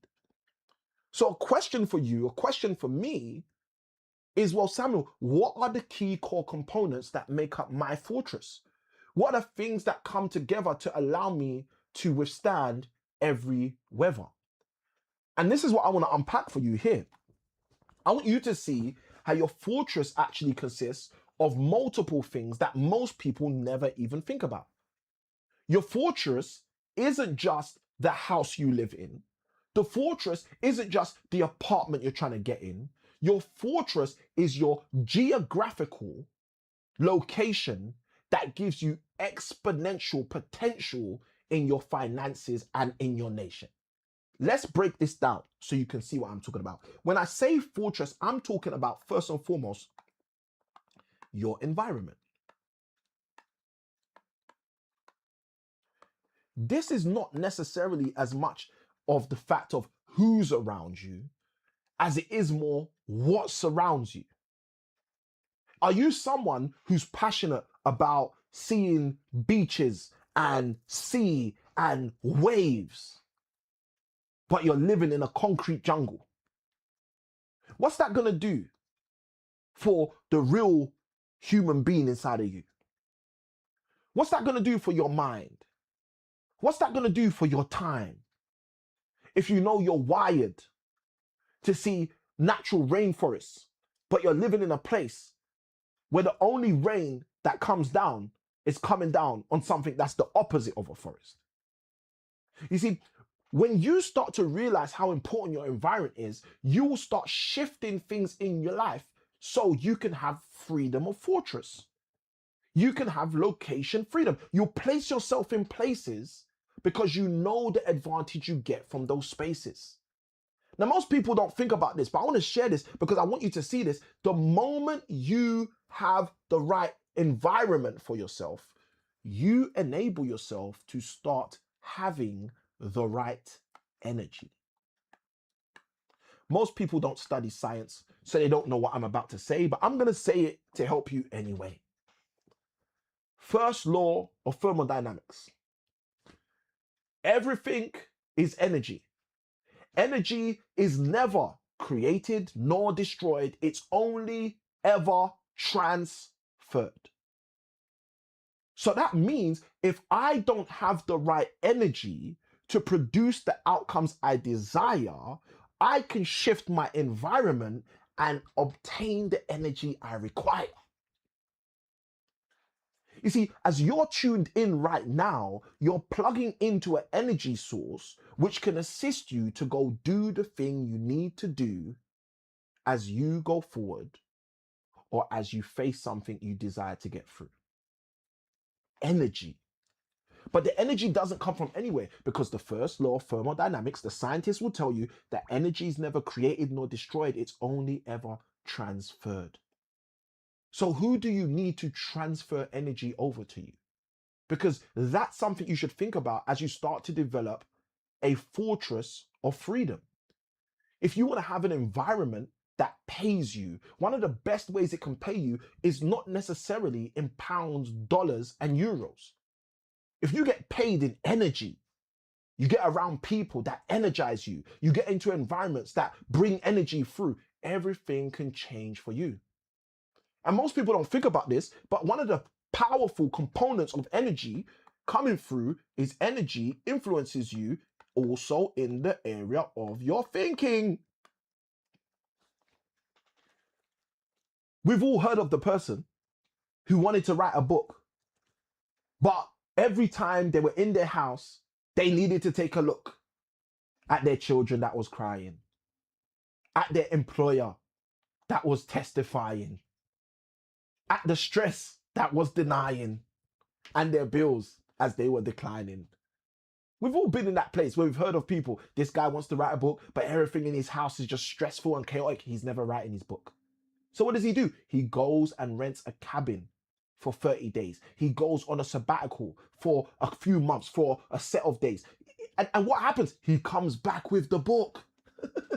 I can show this to talk about what I mean. This is my master's in teaching. I came back with the book. He came back with the book. He took the time out. He changed his environment. He got some energy. It helped his thinking. He came back with the book. What about you? What's the book you're attempting to come back with, but for some reason you never come back with? Because you never shifted your environment. What's the content you wanted to come back with, but you never were able to come back with because you never shifted your environment? What's the business idea you wanted to launch, but you were never able to launch because you never shifted your environment? What's the relationship you wanted to get into, but you never managed to get into because you never changed your environment? I remember telling young guys this years ago when I did a lot more relationship counseling. I would tell them, if you find a woman in a club, don't be surprised when you get married and she's in the club. Don't be upset. Don't be angry. That's where you found her. That was the environment. So how much more so the same for you and me today?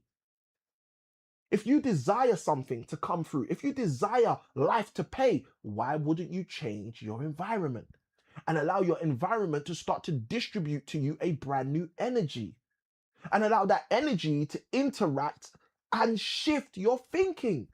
Now I'm going to say something. That energy might corrupt your thinking at the beginning. And you might be thinking, Samuel, corrupt my thinking? I don't want my thinking corrupted. Yes, you do, if there's a virus in you. Think about it from a computing perspective. If you have a computer with a virus inside, tarnishing all of the software in that computer, making that computer rendered useless. You want to use the computer to write a book. You want to use the computer to come up with your own software. You want to use the computer to program. You want to use the computer to change the world. And the computer barely turns on because of a virus that's eating it up from the inside. Guess what you want? You want antivirus to go in there and corrupt every part of that virus.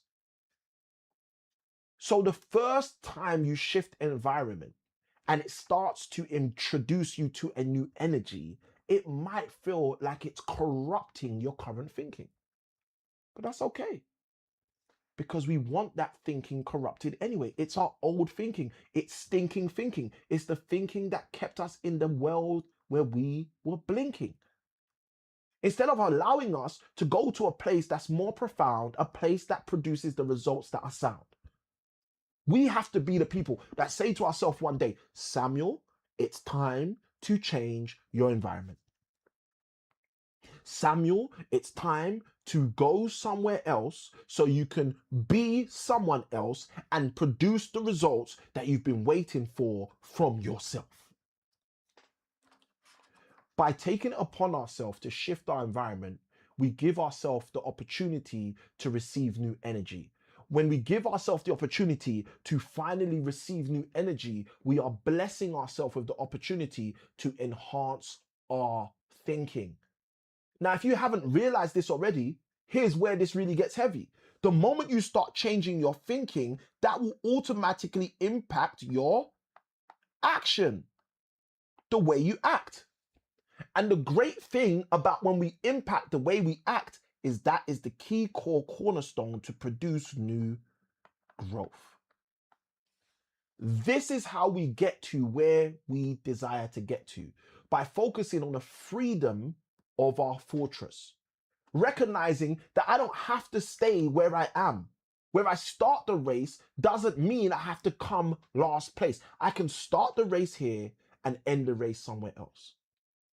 Let me tell you about an experience I had which showcases this so powerfully. In 2016, I decided to sign up. I believe it was 2015, but I decided to sign up for a program. It was a 12-month course, which I finished in 2016. I completed in 2016. This program was a program where the head coach said, the goal of this program is to get you to £50,000 of income in a year from property investment.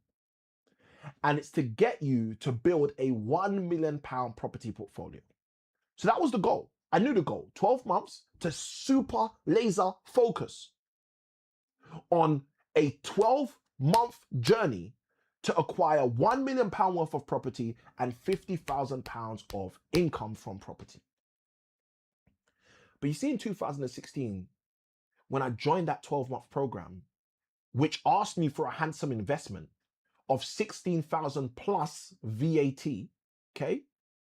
And that's pounds, not rupees, okay? Just so you know, £16,000 plus VAT, which is £19,200. That was what I was charged to join that program. Let me tell you one of the most valuable things that I experienced on that program. Because this thing I experienced on that program was more valuable than any value I got from any of the 4 degrees I studied.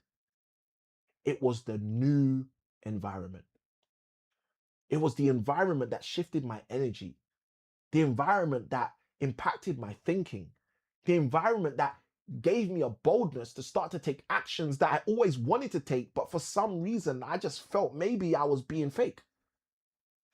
It was the environment that not only shifted my energy, not only impacted my thinking, and not only allowed me to act in ways I've always wanted to act, but ultimately allowed me to grow in ways that on the inside I knew I was supposed to grow. I want to ask you a question. And that question, if you take seriously, is going to help you profoundly. And that question is, does your environment protect your purpose, or does it actually compete with it? Now, what I want you to do is I want you to take a moment or two, jump into your journal and write the question down and start to unpack, start to download, start to offload, start to have some metacognition, which I often say to my friends and my clients is a long word with a simple meaning. Metacognition, the long word, simply means have some thinking about your thinking. Just ask yourself, does my environment actually protect my purpose, or does it compete with it? And as you start to unpack that in your journal, I want you to take this opportunity to write in the comments the word fortress. Fortress. To indicate that you now understand, as we've broken down this specific freedom or fortress, that small keys open up big doors. Because for those of you who are seeing what we're talking about, you're going to be able to unpack this and start using each of these keys. Start using each of these freedom vehicles to ultimately become free. If you start working on having the freedom of faith, if you start developing to have that freedom of family, and you start saying to yourself, I'm going to have freedom,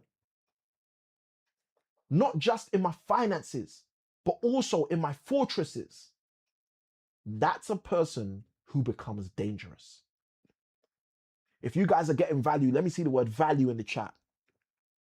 If you guys are getting value, let me see the word value in the chat. If you guys are getting value, let me see the word value in the chat. Let's go. Let's go. Let's go. Let's go. Let's go. Yowen asked a super question in here. I'm gonna answer that question at the end. I love taking questions. If we got time, I always take questions at the end. So I will take that question. I'll definitely take that question. Yowen also said we got 20,000 likes in the house. This is popping off. I literally just saw 20,000 likes. No joke. No joke. No smoke. Let's go. Yowen, thank you ever so much. If that's all you, thank you ever so much for that energy. that you're adding to the live. All right, guys, let's jump in. Because we got questions already coming in, let's jump into number 5. If you guys are ready, throw the number 5 in the chat. Let's jump into the 5th of the freedoms to focus on to be free. And then after that, I'll answer the questions that you guys also have for me. All right, throw the number 5 in the chat, guys. Throw the number 5 in the chat. If you're ready for that, throw the number 5 in the chat. All right, because we're going to be talking about how most people don't even lack the thing they think they lack. Most people think they lack time. They don't lack time. Okay, so we're going to be talking about something super powerful right now that's going to help you to move further faster in the future. Now, just so I don't forget, if you hear something you like, you guys know what to do. Jump on the bandwagon with a Yoin, hit like. If you're on the red platform, hit subscribe, become a part of the tribe. If you haven't hit follow, don't wait till tomorrow. Now's the time. Hit the button that says follow. And if you are someone who's getting value in here, then why not press the button that says share, so you can share this value in here with other people out there who you will show you care, because you're allowing them to hear what we're talking about up in here. Let's go. All right. Let's talk about the 5th freedom. The 5th freedom. The 5th freedom. Okay. And this is actually my favorite freedom of all, because this is the freedom that will take you from being small to being someone who's super tall, especially when it comes to your value. Okay. So if you guys are ready, throw the word ready in the chat and let's jump in. All right. Most people don't lack time, but they think they do. What most people actually lack is called direction. And the reason they lack direction is because they've never worked on the perfection of this one freedom that changes everything once you focus on it. And this specific freedom that I want to uncover for you is the freedom of focus. Now, the best way for me to explain this is to illustrate it. And the way I usually explain this to my close friends, family, is by explaining to them that if you see the sun does something amazing. It shines on every single one of us in the exact same way. Exact same way. Every single one of us gets the sun shining on us the exact same way. Now, here's something that's interesting about this sun that shines on every single one of us the exact same way. When the sun shines on us the exact same way, some people receive the heat. Some people receive the light. Okay. Some people receive a tan. Some people may even get burnt. Okay. All these things occur when the sun shines its rays on everybody freely. Okay. But what's interesting is there's a small group of people, a few people, a few, I hope you're part of this few, who do something that us few can do, which allows something else to come through. What do? Let me tell you what we do. We take a tool, okay? We take a tool, and we use this tool with the same sun that produces heat, with the same sun that produces light, with the same sun that produces a tan, and in some people's case, a burn. And we use this tool and we end up with this same sun getting what you today would call a laser. Now, here's the thing that's beautiful about a laser. A laser will tear through bone and tear through stone. A laser tears through skin and tears through things that are thicker than thin.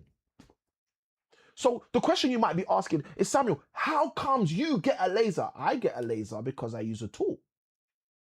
I get a laser because I don't treat the sun as though it's small. Because as it's often been said, if you do what everyone does, you're going to get what everyone's got. But if you approach the same thing in a different way, you can produce results that for you will ultimately pay. So what's actually going on here with those of us that apply this tool? I'll tell you what's going on here. This tool that we've applied, you and I know as a magnifying glass. And what does the magnifying glass do? It does one thing that turns light, that turns heat, that turns a tan or potentially a burn into a laser. And the only thing the magnifying glass does for us is introduce a concept known as focus. The magnifying glass allows dispersed rays to become laser focused. And in some people's lives, they desire to have more focus. They desire to be able to tear through skin, tear through bone. They desire to tear through wood, tear through stone. They desire to produce outcomes in their finances that are categorically astronomical in comparison to where there is wherewithal. But the challenge they have is they've got no freedom of focus. The challenge they have is they've never learned that the key is focus. The challenge they have is they don't realize that the simple implementation and application of a tool can create transformation that's no longer small. You see, most people don't realize how expensive their distractions are. They've never taken time to ask themselves, well, in the last 5 years, if I was able to apply myself, in the last 3 years, if I was able to apply myself, in the last 12 months, if I was able to apply myself, what should that have produced for me? And you see, that simple set of questions is enough to change someone's life around and remove apprehensions. Because when you understand how expensive distractions are, you start to realize that the true value in focus is not just focus, but it's the fact that focus compounds. Focus literally builds upon itself. You see, when you apply that laser to grass in a park, that laser is going to go through the grass, through the soil, even to areas where it gets dark. It's going to keep on going. Why? Because focus compounds. So whilst people are being distracted and losing and allowing their finances to be washed away and oozing, you can be choosing to compound your ounces and pounds of focus. You see, there's a powerful verse in the Bible, one of my favorites, Proverbs 29, verse 18. It says, where there is no vision, the people perish. And it literally tells us that our inability to see in a focused manner is our inability to receive our legacy. This is the key. Most people want tremendous outcomes, but they're putting in casual inputs. And if you desire to acquire and achieve higher, if you are someone who has that deep desire to aspire, then you're going to have to do something a little bit different than everybody else. In order to get legacy coming out, you're going to have to put something in that no one else, that most people are not putting in. You're going to have to realize that without a vision, you're guaranteed to perish. So what would happen if we re-engineer that verse of scripture? Okay. Without a vision, the people perish. So I won't perish if I have a vision. Okay. Without a vision, the people perish. So with a vision, people don't perish. With a vision, people are energized. With a vision, people are brought to life. Without a vision, the people perish. But with a vision, life is given. What would happen if we started to realize how powerful it is to say no to good opportunities in order to create focus and space to say yes to great opportunities? Or even better.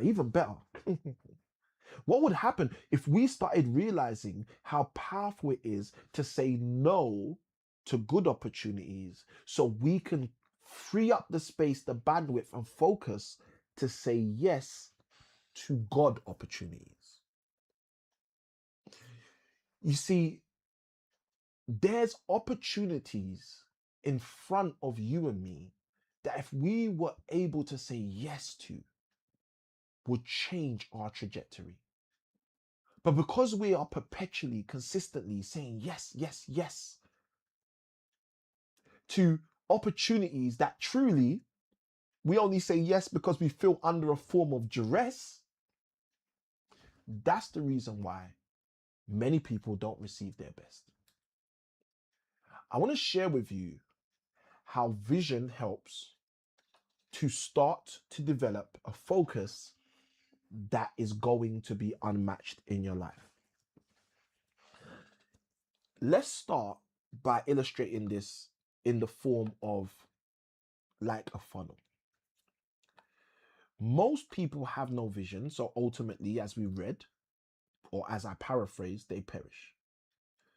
But if you get vision, this at the top of the funnel allows you to start to have life.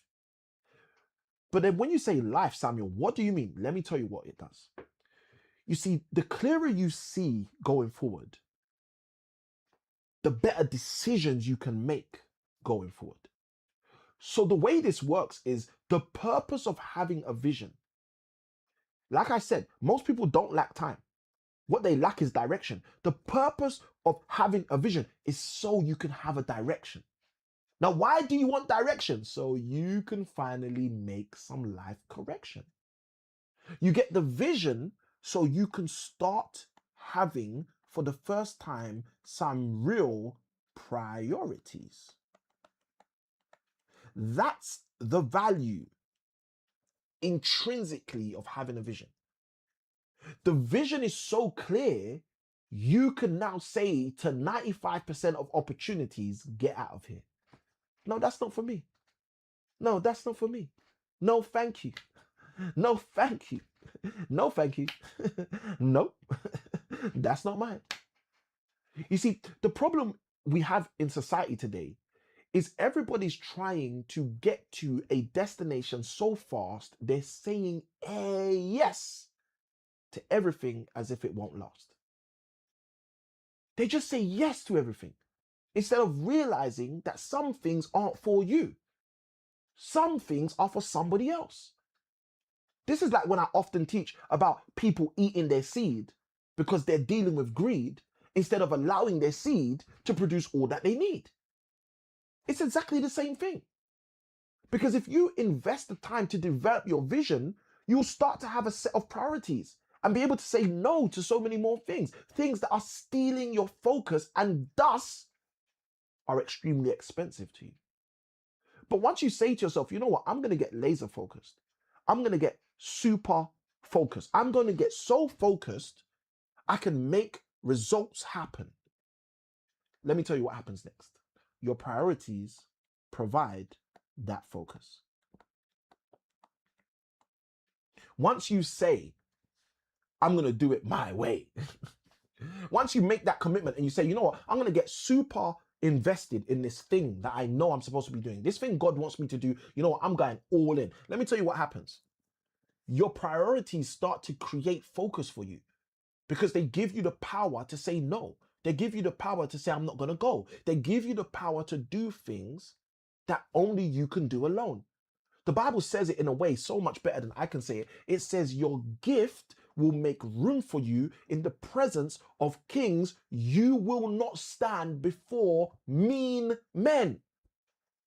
Now, the issue for most people is they read that in the Bible and they think when it said mean, it's talking about her angry. The Bible wasn't talking about angry men. God is a master mathematician.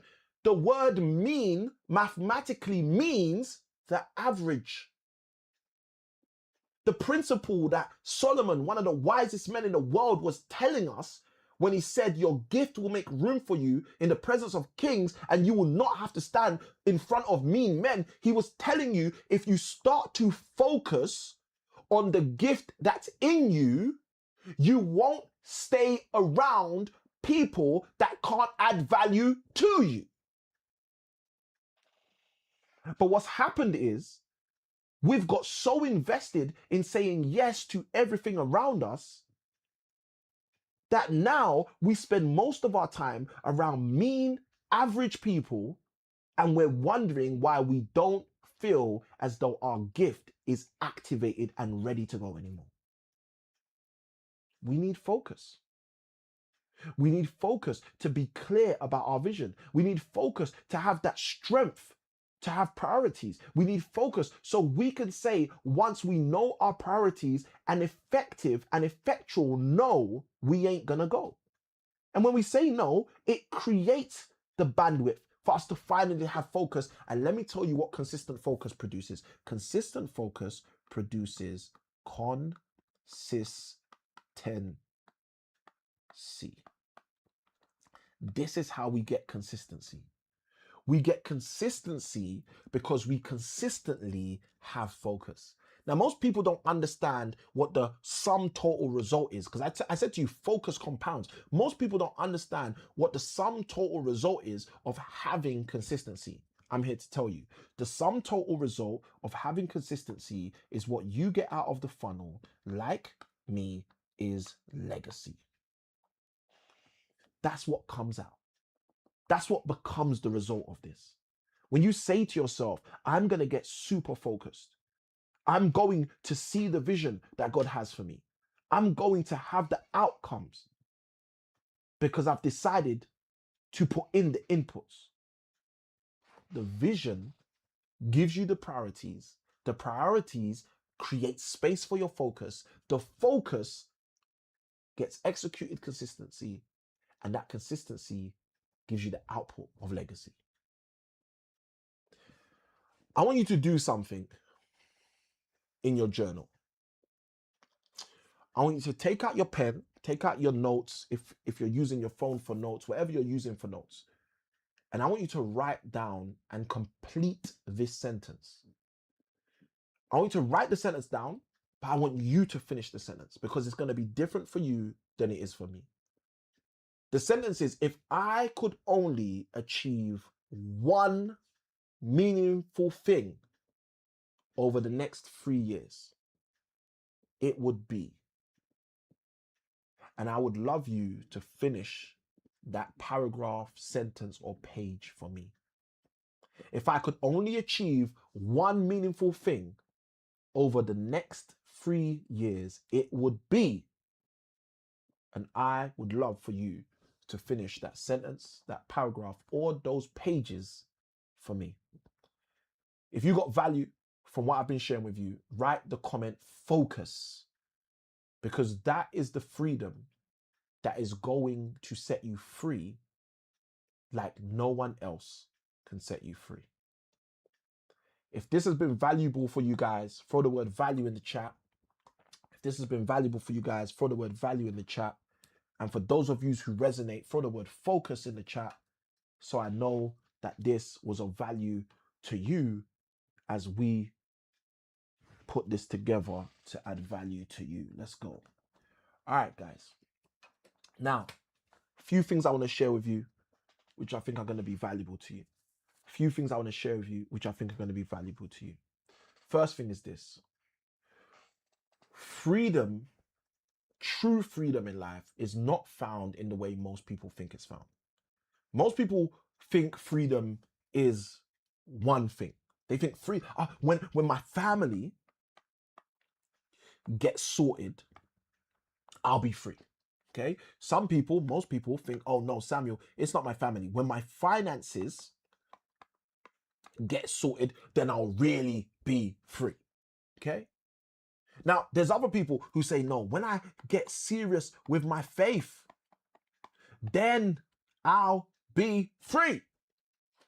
And then there's other people who say, no, Samuel, you know what? I just got to fix my focus and then I'll be free. And for those who have been working with me or training with me or listening to me, you might even say, no, Samuel, it's my fortress I need so I can really be free. When I get my fortress free, I'll be free. I learned something once and it actually changed me. So because of that, I'd love to share it with you so you can truly become free. True freedom doesn't come when you actually activate freedom of family. True freedom hasn't even begun if you've only activated the freedom of faith. Samuel, what do you mean? I'll give you an example, a simple biblical example which makes so much sense. In the Bible, if you look in the New Testament, there's a verse, it says, faith without works is dead. What does that mean? That means if you crack the faith code, but you don't crack the work code, then your faith code was never really cracked. So it takes more than freedom of faith. It takes more than freedom of family. It takes more than freedom of focus. It takes more than freedom of fortress, and it takes more than freedom of finances. But I have good news for you today. Although it takes more than any one individual of these freedoms, what most people don't realize is all five is how freedom truly comes alive. Freedom isn't found in one circle. Freedom is actually found in the alignment of these circles. When you make a commitment in your life to say, if it's going to be, then it's up to me. True freedom can become your portion because you've made that commitment to focus on becoming free in terms of your family, becoming free in terms of your finances, to becoming free in terms of your focus, to becoming free in terms of your fortress, to becoming free in terms of paramountly your faith. Most of us forget this. Most of us don't get this. Most of us don't see how profound it is that we've been focused on one area. But that's the reason why we stay stuck as servants instead of becoming rich like rulers. If you're someone who's been tuned into my content for a while, you know I talk a lot about Matthew 25 and that story that Jesus told, the parable of the master with the 3 servants, and he gave them talents. And at the end, he tells the one who had 5, who created another 5, he said, you were a servant, but go and become a ruler. And the one who had 2, who was able to multiply the 2 and get another 2, he says, you were a servant, but now I want you to go and be a ruler. You see, that catapult, that astronomical exponential growth from servant to ruler, it occurs because we get focused on not just one specific area of freedom, but we get to a place where we say, no, you know what? I know what freedom is going to be for me. So if it's going to be, it's going to be up to me. And I'm going to do something different than what I've ever done. I'm going to get focused on building the family that I know will allow me to be free. I'm going to be focused on enhancing my finances in a way that I can finally be free. I'm going to get focused on erecting and creating a fortress around me, an environment around me that will surround me so that I can truly be free. And I'm going to ensure that my focus is so dialed in that the only inevitability for someone like me is that I'm going to have to become free. And I'm going to dial in my faith in a way that people will see that ultimately this person, this young man, this sister, this lady has to be free. This is the game changer that Matthew 25 exudes. And if we take it upon ourselves to use, we'll start to see the way that God truly views. He sees you producing results beyond any results you've ever produced before. But in order to do that, you have to decide. Decide that you are going to measure yourself accurately. No longer are you going to measure yourself by the Joneses and just do what everyone else is doing. And then when things don't work, you just start screwing. You start getting angry because you can't see a way out, instead of realizing the reason you can't see a way out is because you followed the wrong people about. And if you just took a step back for a moment so you could start to, for the first time, see the wood for the trees and the leaves for the trees, and you can really start to see, you'd realize that you're on the wide path. And that's the reason why it feels like it's going towards destruction. But if you're listening to me and you're saying to yourself, Samuel, I'm in a place where I finally desire to see, I'm going to give you an activity. And this activity is going to help you to move further faster in your future. What we're going to do is called the freedom audit. Okay, very simple. All you're going to do is you're going to take these 5 areas I've mentioned: faith, family, finances, fortress, and focus. And you are going to give each of them a score out of 10. What's that going to look like? I'm so glad you asked. If you feel as though your faith is an area where you're super strong, and you don't feel as though it's an area where you're just holding on, then go give that a 10. Go give that a high ranking officer mark. And then just go through each of these 5 areas. Start with faith, then move to your family. How are you doing in the area of your family as it pertains to you being free? Have you constructed your family in a way where you have people pouring into you, where you have people you can pour into? Have you constructed things where they're of value for you? I want you to grade each of these 5 focus areas. What do you give yourself from 1 to 10 for faith? 1 being, Samuel, I don't even know what to do. I'm in a shambles in this area. And 10 being, Samuel, you know what? I know this is an area of strength. I've invested in this area. I've focused on this area. I have worked in this area, and this area is literally helping me in my other areas. I want you to give each of these 5 categories: faith, family, finances, the fortress, and your focus, a grade out of 10. And then I want you to ask this question. The question, after you've graded them, is which one is carrying the weight of your life? And which one is quietly limiting your life? Because whichever one of these you realize is the highest ranking officer, that's the one that's carrying all the weight for your life. And whichever one you realize is what we might call the weakest link, that's the one that you're going to realize, oh, this thing is limiting my life. Because if you realize that your focus is a 1, because you can't seem to get laser focused on anything these days, and you realize that your faith is a 10, because you're believing that one day you'll be receiving, even if the devil keeps trying to be deceiving, you're going to realize, you know what, I need to change something. You're going to realize that having a 10 in faith and a 1 in focus can't help you. So identify the weakest link and identify the highest ranking officer.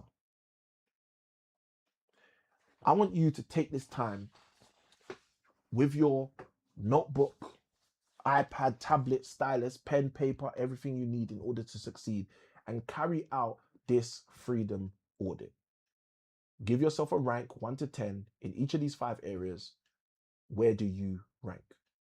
Where do you rank with your faith and freedom that is going to be created by your faith? Where do you rank with your family? Where do you rank with your finances? Where do you rank with the fortress that you've created? Where do you rank with your focus? Because what most people don't realize is that a structure is only as strong as its weakest pillar.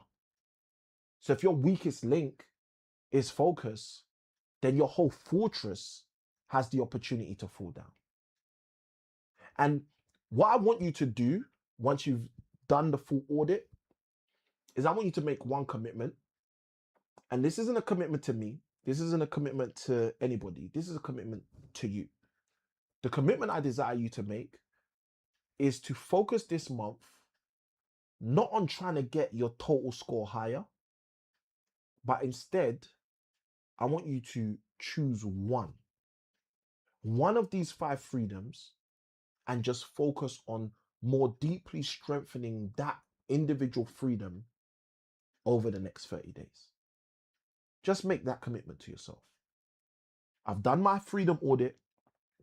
I've scored myself in the 5 areas. And now what I'm going to do is I'm going to decide on one of these areas of freedom to improve, just one.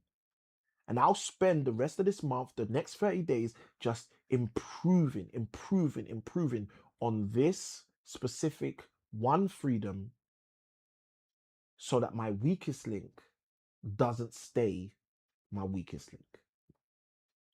If you got value from what we've shared, throw the word freedom in the chat so I know that this has been something of value to you. Now, let's quickly recap each of the freedoms.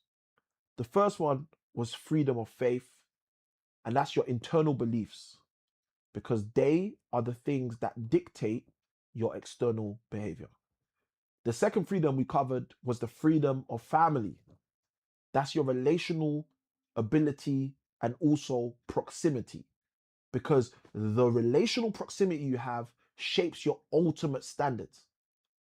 If the 5 people around you are going to determine if the 5 people around you determine the average of who you're going to be, then what you need to do is get to a place where you understand you want to increase proximity with people who are going to be of value to you, and reduce proximity with people that are taking value when they're surrounding you.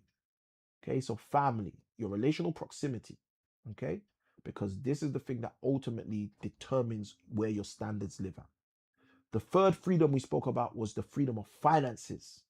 Okay, this is your intentional stewardship. Okay, why? Because if I'm intentional about the things I steward over, that allows me to create choices in my future. Most people lack choices in their future because they are not intentional in their present about stewarding their finances. So finances was the third freedom, that we spoke about. The fourth freedom we spoke about was the freedom of the fortress. This is your physical environment. This is what dictates your capacity for growth. If you're the kind of person who says, you know what, I need to walk on grass, that's called earthing, right? Or grounding, some people call it. I need to walk on grass once a week, all right? And you're not doing that, then you're selling yourself short. If you're the kind of person who knows I need to be in a city where it's hustling and bustling in order for me to really get to work, then you are doing yourself a disservice if you're living in the suburbs. If you're someone who knows you need to network and get out there and shake hands, and you're not shaking hands, you are doing yourself a disservice, okay? The freedom of your fortress is the environment that you cultivate in order for you to expand and grow. And then last but not least, the fifth freedom we covered was the freedom of focus, which I said is my favorite. This is your vision. This is your ultimate vision, and it determines your daily direction. The reason people don't do better is because they can't see clearer. So if you start to see clearer, guess what? You're going to do better. So if you resonate with what I've shared today, throw in the comments the word value. If you resonate with what I shared today, throw in the comments the word value. Let's go. We're going to take questions at this point, I believe. Before we take any questions, for those of you who are getting value, throw the word value in the chat. And then side by side with that, here's my question to everyone. Which freedom do you need to reclaim first? Which freedom stood out to you from today's session, which was like, no, Samuel, you know what? I need to figure out my freedom of focus. My focus is all over the place, right? Or Samuel, you know what? I need to figure out this freedom of family thing. That thing you spoke about with the water, being reflective. Like I'm reflecting people that are not even like me. I'm reflecting people that shouldn't even be around me. I'm staying with people that don't even like me, right? Remember what I said earlier, go where you're celebrated, not where you're tolerated. I learned that from a coach when I was 21. Okay, go where you're celebrated, not where you're tolerated. So let me know in the comments, which freedom do you need to reclaim first? What's the big one for you? All right. So comment with the specific word, whether it's faith, whether it's family, whether it's finances, whether it's the fortress, or whether it's focus. Okay. Which one do you need to focus on reclaiming first? Now, after you throw your comment in, here's what I want you to do in your journal. When you obviously recognize which one you need to focus on first, I want you to share with yourself one practical step that you're going to execute this week to develop that area of focus. Okay? Because it's all fair and well me sharing these 5 focuses with you. It's all fair and well me sharing with you, yes, you know what? There's the focus of your family. There's the focus, there's the freedom of your family. There's the freedom of your faith. There's the freedom of your finance. There's the freedom of your focus. There's the freedom of your, like, it's all fair and well me going through them. But if something's going to change, someone is going to have to change. So let's help ourselves, okay? Don't just write in the comments, Samuel, you know what, it's focus for me. Write which one it is in the comments, but then let's do the deep work. Go and write in your journal what's the one thing you are going to do. It's just a simple step that you're going to do over the next week to equip yourself, assist yourself, and help yourself in the area of that particular focus. All right? Because I want you to understand that freedom isn't something you eventually arrive at. Okay? This is where people go wrong. They think, oh, one day I'll eventually become free. No. Freedom is something you intentionally design. And you intentionally design it by working on it one step at a time. So, with that being said, guys, we're going to take questions. We're going to take questions, key takeaways, comments. What comments do you have? What questions do you have? What are your key takeaways? If there was one thing that stood out to you in today's session, throw that in the comments. If there was one thing that stood out to you in today's session more than anything else, the one thing that really spoke to you, throw that in the comments. Throw that in the comments. Throw that in the comments. Let me see what were the key takeaways or additional comments or questions you guys have from the session. As you guys do that, I'm going to throw in the questions that came through the chat. We'll take the questions that came through the chat. I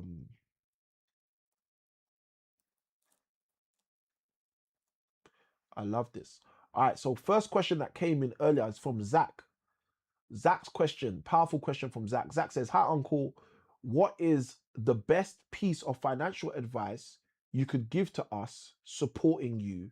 Thanks. Okay, so I'm not totally clear, Zach, on the question. Okay, I always love to have clarity with the question, so I just make sure I'm answering the exact question. But he's either asking, from my understanding, and Zach, you can clarify in the comments and just let me know if I'm right. He's either asking, what is the best piece of financial advice I can give to those of you who are tuned in about supporting me as a creator, as a coach, as a family man, as a husband, as a believer, as a parent, etc. Okay, I don't know if that's what he's asking, or if the other side of his question is, what's the best piece of financial advice I could give to you guys who are supporting me, as in those who are actually following the account and tuned into my content. All right, so I guess I'll answer both, but I'm going to answer both with one word answers just so that I can answer both. Otherwise I'll spend too long on any one if I answer both in a more extended way. All right, so first, one piece of the best piece, he said best piece of financial advice that I could give to people that are following me is do it now. Okay, do it now. Do it now. Do what now, Samuel? Figure out how to generate finances at an astronomical rate now. Okay, do it now. Okay, now some people might, oh, Samuel, is that biblical? Yes. Now, Samuel, why is that biblical? Let me give you a little quick breakdown. If you took your child to school tomorrow and the teacher says to you tomorrow, how smart do you want your child to be by the end of the day? You would never say, oh, I just want my child to be smart enough by the end of the day. Okay, why wouldn't you? Because you love your child. So what would you say if you took your child to school tomorrow and the teacher said, how smart do you want your child to be at the end of the day? You would say, I want my child to be as smart as possible. Okay. If that's correct, someone just put yes in the chat. Let me know if I'm correct, right? I don't know about you. I've got children and I would want my children to all be as smart as possible. Okay. Second example, right? Just to make this clear. If you went to the gym tomorrow, you went for your weekly workout, daily workout, whatever your situation is, and you say to your personal instructor, your private instructor tomorrow, you say to your PT, your personal trainer, hi, I'm ready for the session. And your personal trainer looks you in the eye and says to you, how fit do you want to get today? How healthy do you want to be by the end of the session? You're not going to say to your personal trainer, I just want to be as healthy as is all right for someone like me. You're not going to say that. Let me tell you what you're going to say. You're going to say, I want to be as healthy as possible. Now, here's the issue we have right now. Take your child to school. You want your child to be as smart as possible. Take yourself to the gym. You want yourself to be as healthy as possible. So why have most people been hoodwinked when it comes to finances and resources and money?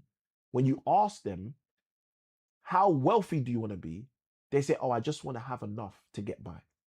And they don't realize that that question is the exact same question as how smart do you want your child to be? It's the exact same question as how healthy do you want to be? So that tells us what the answer to that question should be. So my answer to Zach's question around people that are following me or supporting me, what is the best piece of financial advice I could give to you guys? It is do it now. Figure it out now. Why? Because then you get the rest of your life to enjoy what you figured out. If you wait till you're 60 to do a degree that you want to do, you can only utilize that degree from after the time you're 62. Why? Because that's when you graduate from the degree. But if you do the degree now, you have from now till whenever to use the degree. Okay? So that's another analogy to help you see the answer to that question. So Zach, let me know in the comments if that answers the question, if that's helpful. Let me know in the comments. All right, good stuff, good stuff, good stuff, good stuff. Where else? What else have we got? Let's go, let's go. All right, great question. So Owen asked this question, super great question. Owen says, Samuel, have you ever had any problems with clients due to your past with the law, like your 18th birthday being celebrated in jail? So he's got a follow-up question. His follow-up question is, and if so, how do you overcome that? Okay, so the answer to this question is no. Okay, I'll put the question back up. The answer to this question is no. Like, I've never had any issues about the fact that I celebrated my 18th birthday in prison for 3 reasons. Okay, the first reason is I stopped living based on what people think at a very young age. So at the age of 18, 19, that's when I really, really stopped living based on what people think, because I started focusing on what God had said about me. And God hadn't said anything where my past was going to stop me from being able to achieve my future. So I didn't live like that. I didn't think like that. And I didn't expect people to live like that, right? One of the things that's interesting is so many people said to me, I think around the time I came out of prison, oh, you're never going to get a job. This is just stuff they say to everyone who's ever come out of prison. You're never going to get a job. You can't get a job with a criminal record. Listen, I worked as a teacher. I worked as a teacher trainer for many years, okay? My first full-time job when I came out of prison was actually as an estate agent, okay? So I worked as an estate agent. Like, that's how I first got into property. Like, I've worked so many, both professional, high-level, and corporate careers, like, since being 18. And obviously I've started my own business. My first business I started was in 2010. And I've been in business in multiple different businesses since. And it's never been a problem from my observation. Okay, it's never been a problem. Now, that's the first reason, because I stopped living by what people were thinking. I was living based on what God had in store for me. So that's the first thing. Second thing, which I think is even probably more important, because the first one's God. It's a God thing. I don't control that, right? I stopped living based on what people think about me, and I got focused on what God thinks about me. That was my focus, right? So I can't change what God thinks about me. I can only get to know it. So that's why I said the first one is the most powerful, but it's not something I can change. The second one I could change, right? So here's the second one, which I think is very powerful. The second reason I think I didn't ever have any problems with any clients or any jobs or anything like that as it pertains to my background or my whatever runnings with the law, let's put it that way, right? And celebrating my 18th birthday in jail or in prison. The reason I've never had any issues, the second reason, is because I decided that I'm going to be someone who tells people what skeletons they may think I have in my closet before they tell me. So most people who are aware that I celebrated my 18th birthday in prison didn't find out from someone who was trying to share information about me. They found out from me because I tell them. I tell people that. I tell people that it's one of the first things I say to many people when I meet them, right? Very early in my relationship with people, I tell people that because it's the truth. And not only is the truth, it's part of my history. And not only is it part of my history, I I prefer, if you're someone I'm going to have a serious relationship with as a friend, as a follower, as a contact, that I tell you the most deep parts about me than you find out from someone else. Why? Why? Like, if I've got something to hide, then you're probably going to find it out from someone else. But if I've got nothing to hide, then you'll find out deep things about me from myself. Like, I can show you a behind the scenes camera and show you my degrees. Why? Because I've got nothing to hide. So, as one of my coaches once said to me, I've got nothing to gain, nothing to lose, nothing to hide. So I can just walk in truth. And that's what I do. I walk in truth. So, Owen, hopefully that helps. And obviously, based on your first question, I don't know how to really answer your second question, which said, and if you did, how do you overcome it? I guess I'll give you the third point, and that hopefully that will help. So the way I overcame this is by, first and foremost, like I said, focusing on what God thinks about me more importantly than what anyone else thinks about me.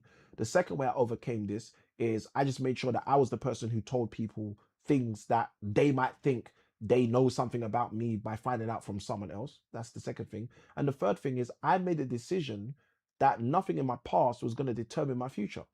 Okay. And this, I think, will help everyone and anyone, regardless of your past. Like, when you make a decision that nothing in your past will determine your future, guess what happens? You realize that my starting line isn't going to be my finish line. And when you watch a race of Usain Bolt or anyone else running, guess what? Their start line isn't their finish line. Even Derek Redmond, right? The great runner who I had the fortune of being able to meet. Even Derek Redmond, like, when he ran and he was injured and his dad ran out, you know, that famous scene that many of us have seen, those of us who are old enough, like, even him in injury, his start line wasn't his finish line. So how much more those of us who are healthy, how much more those of us who have cognitive balance, how much more? Okay. So hopefully that helps you. Hopefully that helps you. Hopefully that helps you. All right, I think that's all the questions right now. Guys, if there's any other questions, now's the time, throw them in. If there's any other questions, now's the time, throw them in. I literally just saw the time. Let's do this, guys. Throw the word free in the chat. Free, F-R-E-E. Throw the word free in the chat. Throw the word free in the chat. Throw the word free in the chat as we wrap up this live. Okay. Throw the word free in the chat as we wrap up this live. Throw the word free in the chat as we wrap up this live. Now, guys, I know some of you guys are thinking to yourself, you know what, Samuel, this was really deep. This was helpful. Like, how can I move further, faster, and really deep dive into these freedoms and make sure that I get support to work through them and produce the kind of results I actually want in my life? Here is my invitation to you. If you heard something in this live that's caused you to feel like it can change your life and you desire to have support and help to move further, faster in your future, I'm going to invite you to direct message me. If you're on the Black platform, direct message me the word free and just say, Samuel, I would love your help. If you're on the purple and orange platform, direct message me the word free and just also add with that comment, Samuel, I would like your help. If you're on the blue platform, again, just direct message me the word free and just also ask, Samuel, how can I get your help? All right. If you're on the red platform, okay, and you're in the same position, comment on this video the word free and just write, Samuel, how can I get your help? And as you do that, me or a member of my team will reach out to you, will respond to your comment, and we will engage with you to help you move further, faster in your future. With that being said, I pray you have got tons of value. I pray that every iota of value that I've shared on this live will find a way to permeate your life. I pray that God's outstretched hand will invade your life in ways that you are not expecting, to take you to a level of success, growth, and development that only He could have been perfecting. My prayer for you is that you win at this thing that we call life.